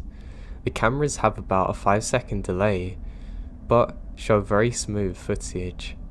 Jay messages me and says, "I literally just saw a person dissolve on the camera system, like the wind blew them away. It wasn't any kind of screen or anything." Upon questioning him, they told me that they saw what appeared to be two figures wearing their hoods up, and they're almost identical walking together. They said only one of the figures dissolves, and that the one who was solid didn't seem to realise the other person was there. They didn't seem to be talking, and when the figure dissolved, they didn't seem to notice. The solid person's walk and cycles didn't glitch out when the other person's did, and they're off sync. The camera seemed to be working well. The figure didn't appear to glitch out or pop out of existence. It's described as almost dissolving into the wind. I'm wondering if anybody's had any similar experiences to this.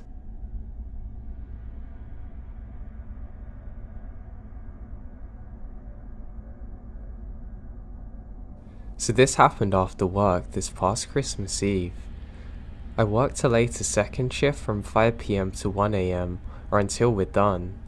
I should also mention that while the warehouse is in a nicer area, a couple blocks down it gets sketchy at night. We get done at around 2 AM, so it's me and my one friend who are first out the parking lot, and we're standing there talking while we're warming up our cars. We were talking for about 5 to 10 minutes, and during this time, I saw a small sedan drive by slowly but didn't think much of it because it was a little icy out, and we figured they were just being curious. But then, I saw it slowly coming back down the road, came from west and pulled in, and parked in the parking lot across from us, which is strange because it's a welding shop parking lot, and no one's ever in there past 10 PM, besides the police doing speed traps. At this point, I pointed out to my friend that this is weird, and they think the same. Then this big guy got out of the car. The other car that he's in drives off, and he comes over to me and my friend, asking for a smoke. Now, thankfully he didn't talk to me, but as soon as I stepped back out of my car with the wallet in my hand, so I could use one of my cards to scrape the window, he called over to me. I don't want to be rude, even though something felt off about the situation, but I thought, hell, there's cameras everywhere. And I'm not really worried because everyone will be out in 10 minutes. Now I'm 6 foot and 180 pounds soaking wet, and the guy's a good bit bigger than me. I'm guessing 6 foot 2 or 4, and a solid 250 pounds. He was trying to make small talk with me, asking me about what we do there, how it sucks that we have to work on Christmas Eve, just random crap like that, but I got the feeling he was sizing me up. So, even though I have extreme social anxiety, same, and can usually barely make eye contact with people I know, I remembered my grandpa always telling me, if I'm in a sketchy situation with someone, just to stand tall, chest out a bit, and make direct eye contact the whole time. Especially do that whenever you look like you might be scared or nervous, so they know you're not worth messing with. I saw him looking down towards my wallet, so I took a small step back to make sure I'm in sight of the cameras. Then he said, "Hey, could you give me a ride to my house? It's just down the road. I ran out of gas at the store and need to get back, and I have no money." Now the grocery store, he said his car ran out of gas. The story keeps changing, and he come from another direction from the one he pointed at. I then remembered reading online somewhere that around the holidays, people will do whatever they can to get someone to give them a ride, then force them to go back to their house and rob them. Now I know I'm not going to have this, so I walk backwards towards my car. I know that I have a giant utility knife under the seat and tell him I'm good and to please get off the property. And he's like, come on man, it's Christmas Eve, looking annoyed. At this point, I'm at my car and he can see me reaching under the seat. He then turns to walk away into an alley block. Then I go over to my friend's car and tell him what happened, and he said the dude was trying to get him to give him money for the smokes, and then he tried to get him to give him a ride at the ATM machine. 2 days later, there's a picture of the same guy on the local police department's Facebook asking for information on him because he's wanted in relation to armed robberies and burglaries.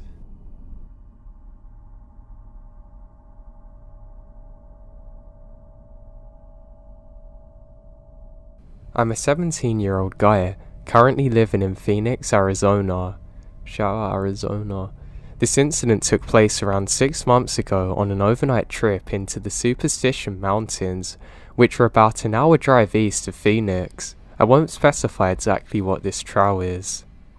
Anyway, the particular trail I was taking was an 8-mile loop through a canyon. It's pretty simple in and out on an overnight trip. I planned on going with my friend, but they cancelled on me in the last minute. So, with a bag packed and a car ready to go, I decide I'm going to go on my own, not leaving the house on time, and some trouble navigating through the forest roads. I didn't arrive on the trailhead until around 5:45, which for those of you who don't backpack, this is a very big no-no. I had about a 4-mile hike until I arrived at my planned parking spot, and it was getting dark fast. I figured if I moved very quick, I can get at least 3 miles in before I have to find a spot. This strategy left me hiking a very dark trail on my own, with about 15 miles of dirt road between me and anyone else. Hiking in the dark by itself is scary, especially since I'm on my own. Now, eventually it got so dark that I can only use my headlamp to see where I'm going. Now, with only using the headlamp as my light source and moving fast, I end up not where I want to be.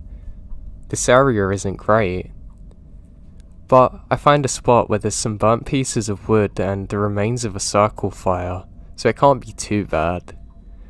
My first priority was to get a fire going. I scanned the area around me and was able to find some dry wood, and I got a fire going. I got my tarp set up and crack open a can of chili mac. I brought it here and I really look forward to eating. I was feeling good.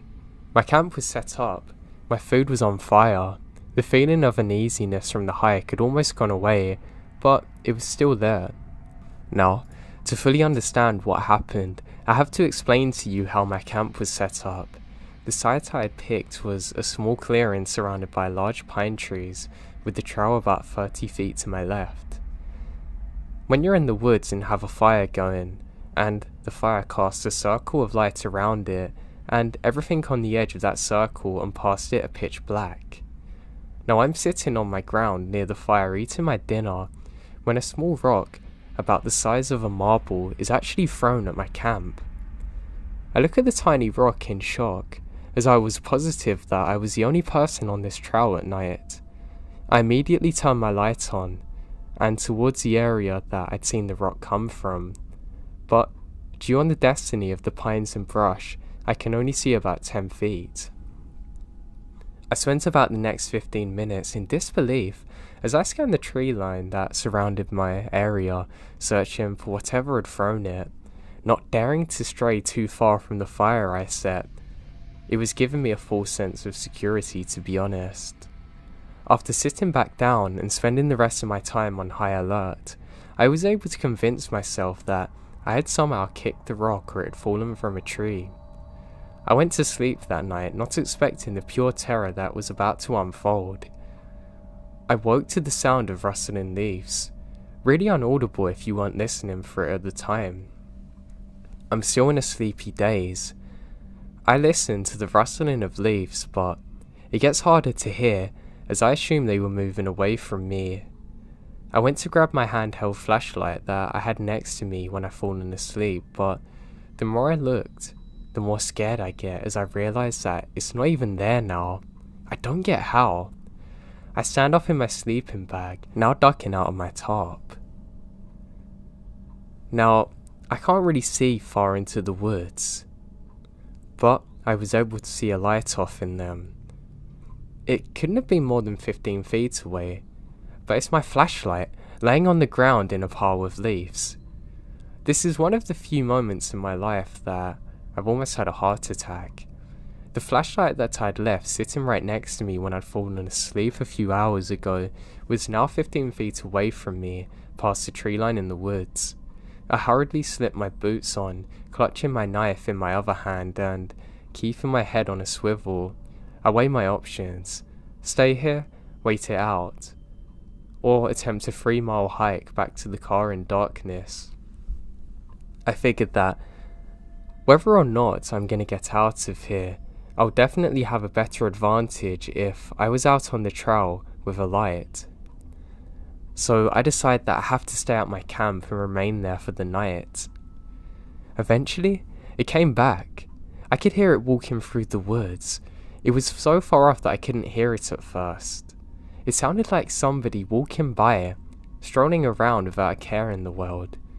Sometimes it will walk far, then near, and a few hours later do the same thing.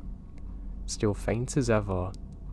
This goes on for 3 or 4 hours until I listen to the steps getting closer until they're about 7 feet from me. At this point, the fire's got really small as I've run out of wood for it, and the footsteps stopped and everything went totally silent. I sat there still for 2 hours, clutching my knife in my hand. I pray that whatever this is can just leave me. I stay like that until the sun came through, and I can see that I'm alone in my campsite. I packed up all my things and speed walked the 3 miles back down the trail I've taken. I arrived at an empty dirt road where my car was parked and nearly sprinted to it as I unlocked my Supra. I jumped in it and drove until I put at least 20 miles between me and that place. I stopped at a gas station in Apchi Junction to buy a Red Bull, but mostly just to see or talk to someone. As I exit the store, I was able to read what was written in the dust on the back of my window: "Sleep well." The hell, a lot of weird things happened to me on my various adventures through the Arizona, but this was the weirdest by far. I thought I had to share it. There's a seriously deranged person living in the Superstition Mountains. Do yourself a favor and stay as far away from them as you can.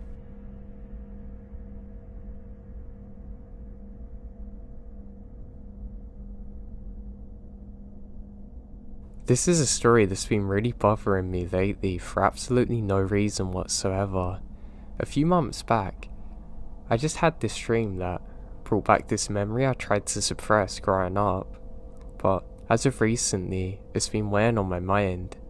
Growing up in 2005 on the edge of the suburbs, there was a large grove of trees and hills by some railway tracks that led to a big forest about half a mile from my home. When I was 9 years old, me and my neighbourhood friends would ride our bikes to the railroad tracks, we'd walk to the forest and go and explore the random pieces of furniture and junk in this forest. We'd play card games, do homework, and hang out with friends for about 2 hours, but never stayed too long. There was this small abandoned house, and in this forest, we always stayed away from it. As one of my friends, Michael, said, there's a homeless man that lived there, and if you saw him, run. So right off the bat, after hearing this, going near the house in the woods was as scary as could be. One chilly November afternoon after school, I came home and dropped off my backpack at the back of my home and immediately go there. My bike is broken at the time, so I walk. Michael told me at school that Apparently, this area of the forest is a really good place to play Pokemon with him. This is something we'd frequently do growing up, just to pass time until our parents got home at 4. Nothing unusual. As I crossed the railroad tracks into the forest, I instantly felt a weird sensation. That feeling when somebody's watching you. I looked all around and don't see anyone, so I thought I was getting spooked as the rather overcast day was very eerie. Trekking through the autumn leaves scattered across this large wooden area, I come across a big open area where I'm supposed to meet Michael. Near to this area that we normally meet, I find his notebook open. On the page was written, "Hey, I had to go back home and grab some batteries for my Game Boy.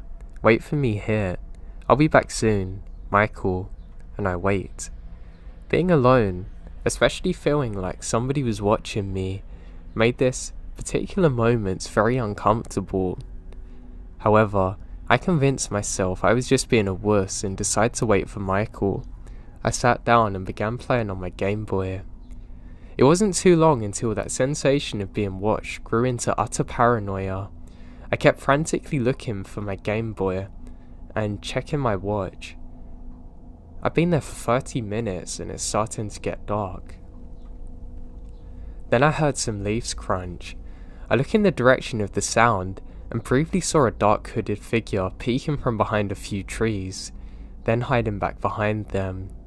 My skin crawled, and I immediately jump up from where I'm sitting, frozen in my tracks.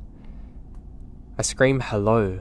I'm quickly reminded that I'm not alone, as I see this very tall, dirty looking hooded man peek from around the trees. He called back, "Hey buddy." I pick up Michael's notebook, and I ran for my life. I ran so fast I barely had time to look behind me. However, I heard leaves crunching not too far from behind me. It's the man running for me. He was screaming for me to come back, and "I just wanted to talk to you. I'm sorry."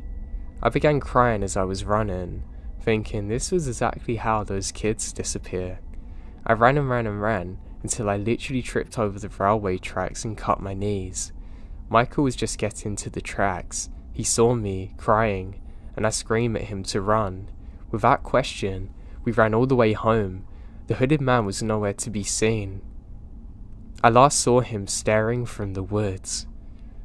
Defeated that he couldn't catch me or something, I don't know. I told Michael everything that happened and we never went back to the woods again. Years later in 2016, they bulldozed the woods and built a neighbourhood there. We later found out from the fellow neighbourhood friends who lived in the area the same thing would happen to them. To this day, it's probably the scariest thing that happened to me.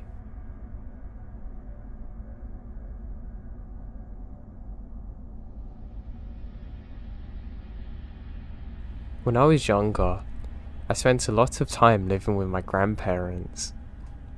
I liked hanging out there because they were around all day so I didn't feel as lonely, but of course I would get bored.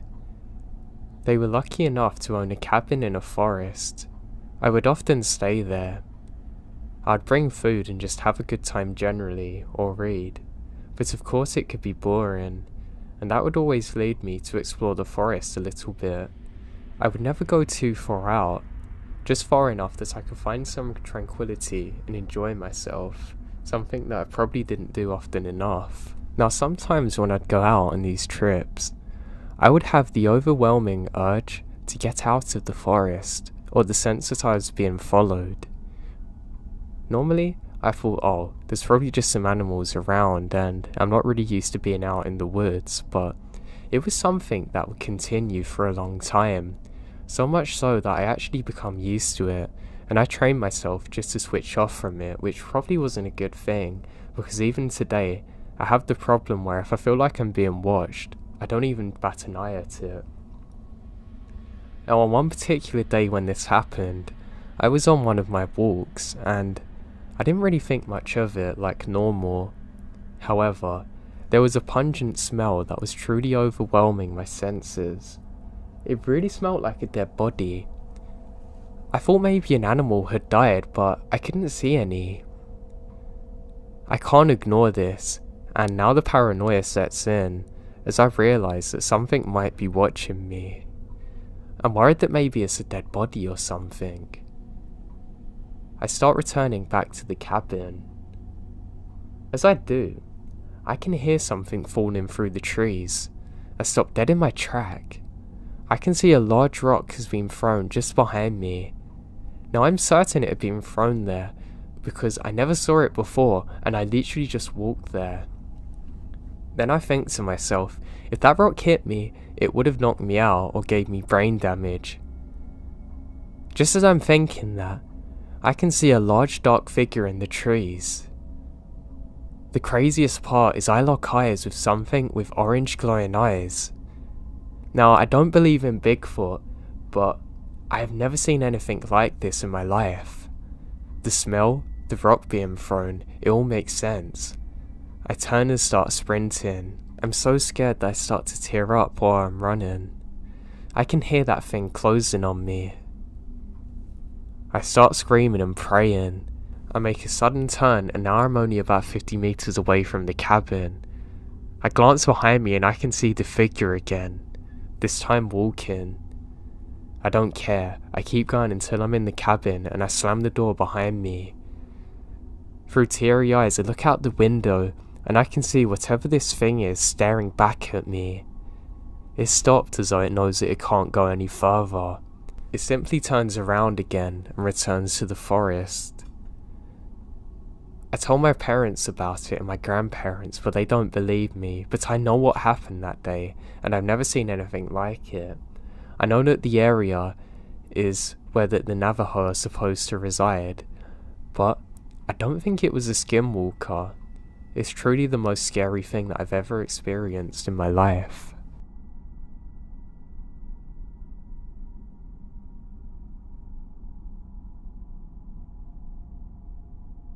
This story takes place during the summer when I was 15. I was living with my dad and stepmother at the time. I remembered my mum throwing a royal fit about me buying new school clothes because I had let a few pairs of pants get holes in them and still wore them.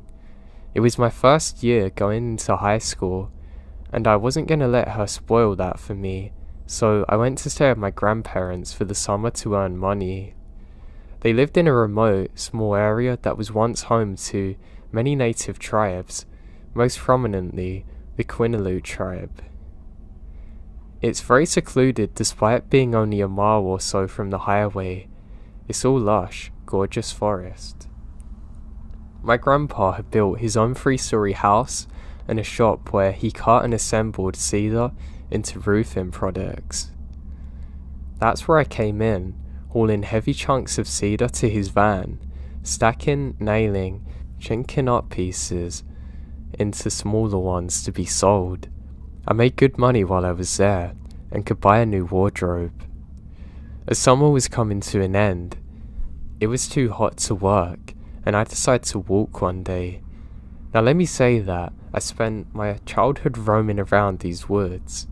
Armed with my grandpa's 2 dogs, we ran and played and napped all day, and I'd never seen anything out of the ordinary or got weird vibes.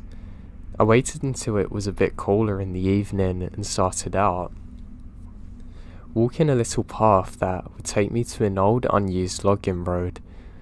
I had tread this path so many times that I wasn't even paying attention until I felt like I was being watched.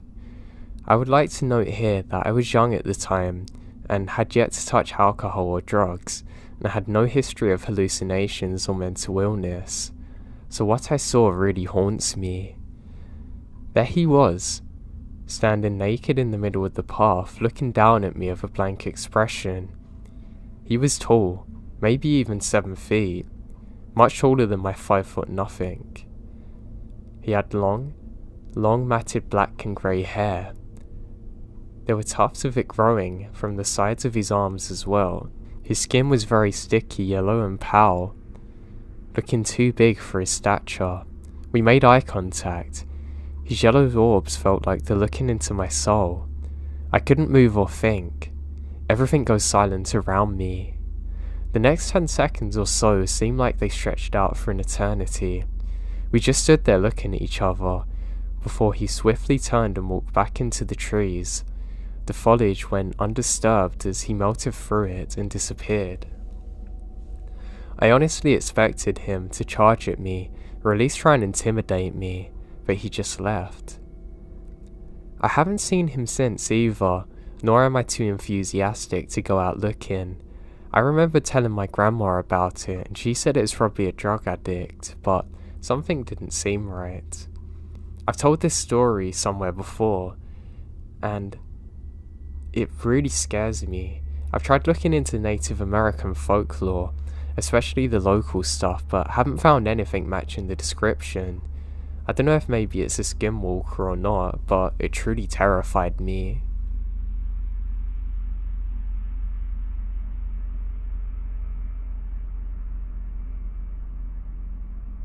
This happened yesterday. My brother and I went for a hike to stave off cabin fever from self-isolation. We chose a pretty remote trail to lower the risk of coming into contact with others. I was walking ahead of my brother, and the gravel on the track was making our footsteps seem really loud. Deep in thought, I was listening to the rhythm of his footstep behind me. About 20 minutes in, I start hearing other footsteps, off faint and getting louder, until they're the same pitch as his, but they're very fast, like the rhythm of someone running. There suddenly came a halt to it, and I could hear the motion of somebody stepping on the gravel.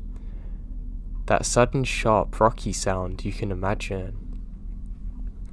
I assumed that there must have been someone running or jogging on the track, and sure enough, I see a shadow on the other side of me appearing. It looks like somebody's head is next to mine, as though they're running behind me. I stopped, turned around to let them pass as the track's very narrow. However, when I turned around, it was just my brother staring back at me. He was confused as to why I'd stopped. So, I asked if he was running a second ago and he said nah. I asked if there had been anyone behind him and he said that he wasn't aware of anyone. I thought it was strange, but just let it go and carried on. About 5 minutes later, we came around a corner and there was this smell of pure death. It was very strong, like rotten meat. We figure it's a dead animal. We reach our hike lookout about 20 minutes later, chilled out for a bit, then headed back. We passed the death smell again, and it's around the exact same spot where it happened before. I hear the running sounds again. I ignore it because I'm getting scared now and we pick up the pace to get back to the car.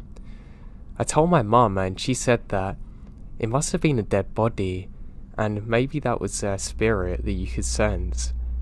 I laughed at the time, but it was more out of fear. I'm really not sure what this is and it still haunts me to this day.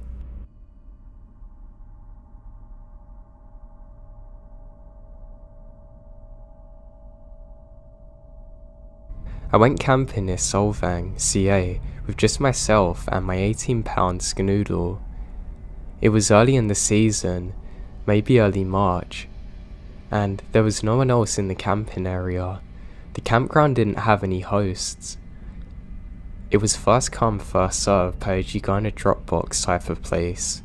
The campground was on a slope, and there were trees, but the trees are very thick, so you could see most of the campground if you're on the top part of the slope. Since I'm alone, I picked the campground on the top right.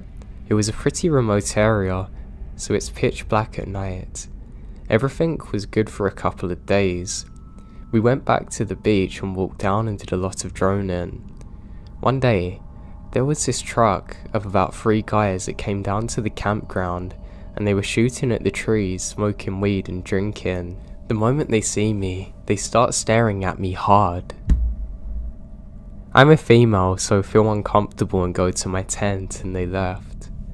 Later on at night, maybe 2 or 3 in the morning, I woke up to the sound of an engine and bright lights. I peek out of the air vent in the top of my tent, and all I could see was a truck parked right in front of the campsite. The high beams are on, and I couldn't see anything else because of it. The truck stays there for about 30 seconds, then all of a sudden, the horn sounded. My poor dog who was barking starts to whimper and shake. I don't know how long they were there for, but it felt like an eternity. Eventually they hit the gas and come flying up the slope. I think they're gonna hit me. I freak out and quickly get my dog. They flew right by the tent, nearly hitting us. They drove down the campground, not on the road but through the campsites and through to the grassy area. I don't know how they missed us. They started firing guns too, and the bullets aren't far from where I am. Writing this out now, it doesn't seem very scary, but it was terrifying at the time. I don't know if they were going to come in to kill me or worse. I don't know if they were going to run me over and shoot me. I'm just glad they didn't get me.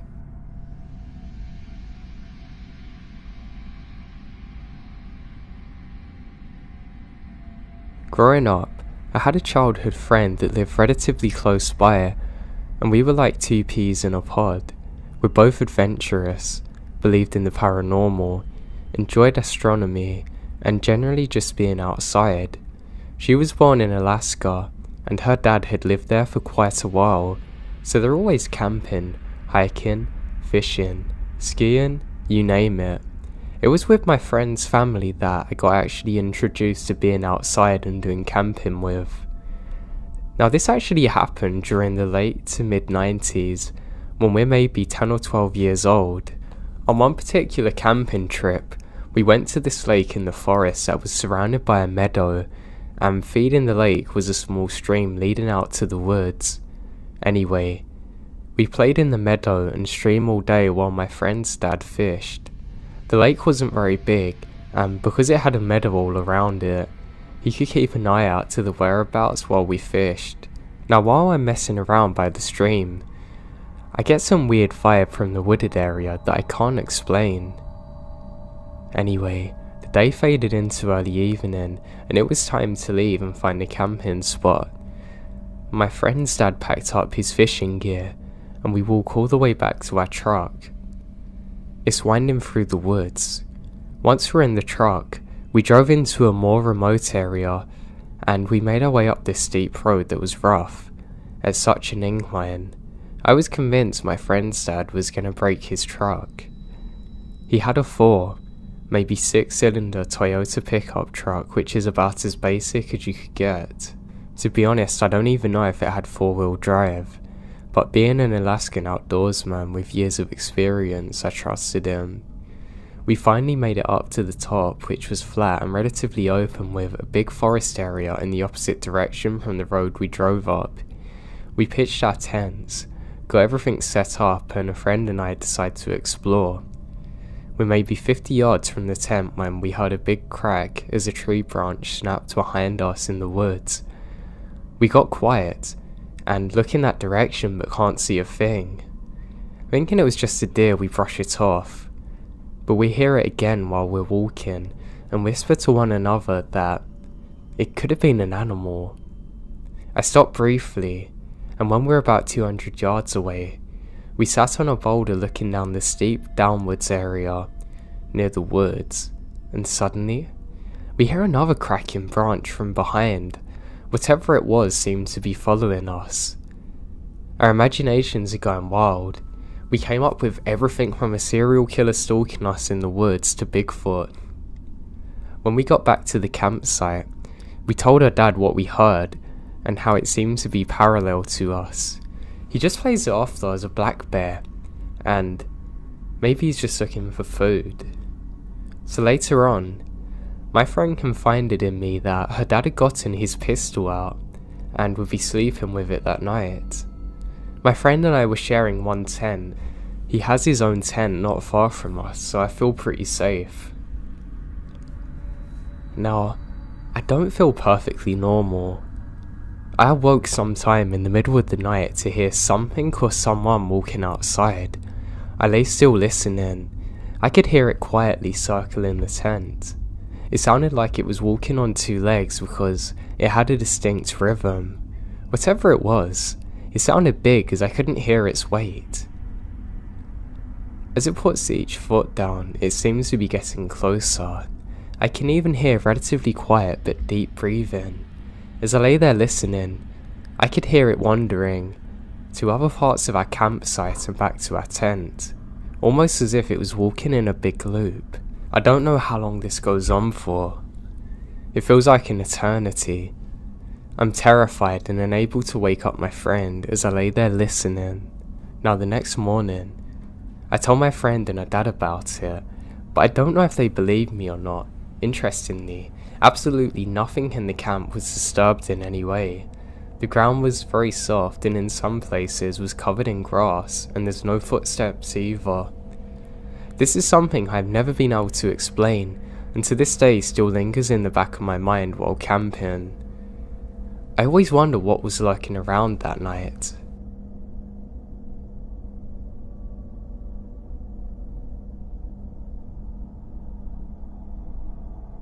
I grew up in a somewhat remote mountain town in California. When I was 12, me and a few friends were hiking up an old fire road with my dad. As we're reaching the end of the trail, we notice a person face down in a ditch wearing a red flannel jacket with jeans on. As we get closer, we saw a rifle and long grey hair scattered everywhere. It smelled awful. We pause. My first thought is that it must have been a prank or something because it's around Halloween. But I was wrong. My dad told us to stay where we are. He walked over and found out that it was someone who wasn't alive anymore.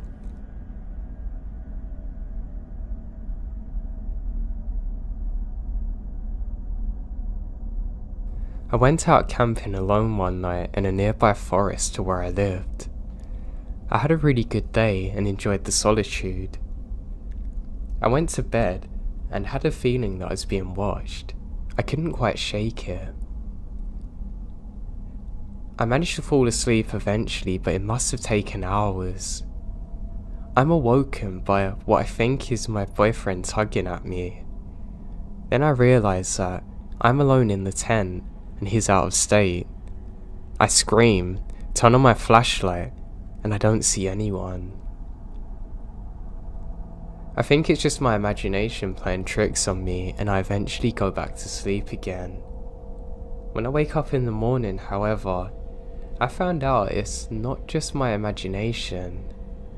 There are footprints all around my campsite and multiple cigarettes lying on the floor.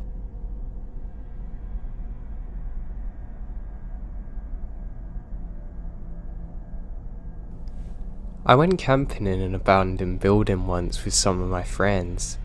I know how stupid it is now, but at the time, it seems to be a great idea. Everything seems normal at first. We are getting scared, but it's just by each other making us jump. Now, as midnight strikes, all 5 of us are sleeping in the same area, except for my one friend who goes into the other room. He keeps on whispering things at us through the doors, and we tell him to shut up and go to sleep because it's late, but he keeps on doing it, and keeps on punching on the windows. Then I hear my friend next to me say, "What are you guys talking about?" Immediately, we all dart up as we realise all of us are in the exact same area. One of my braver friends quickly shines a flashlight into that room, and it's locked. No one's in there. Needless to say, we all bolt out of there screaming for our lives and never went back there again. Normally, I would think it's my imagination, but all 6 of us heard the exact same thing that day.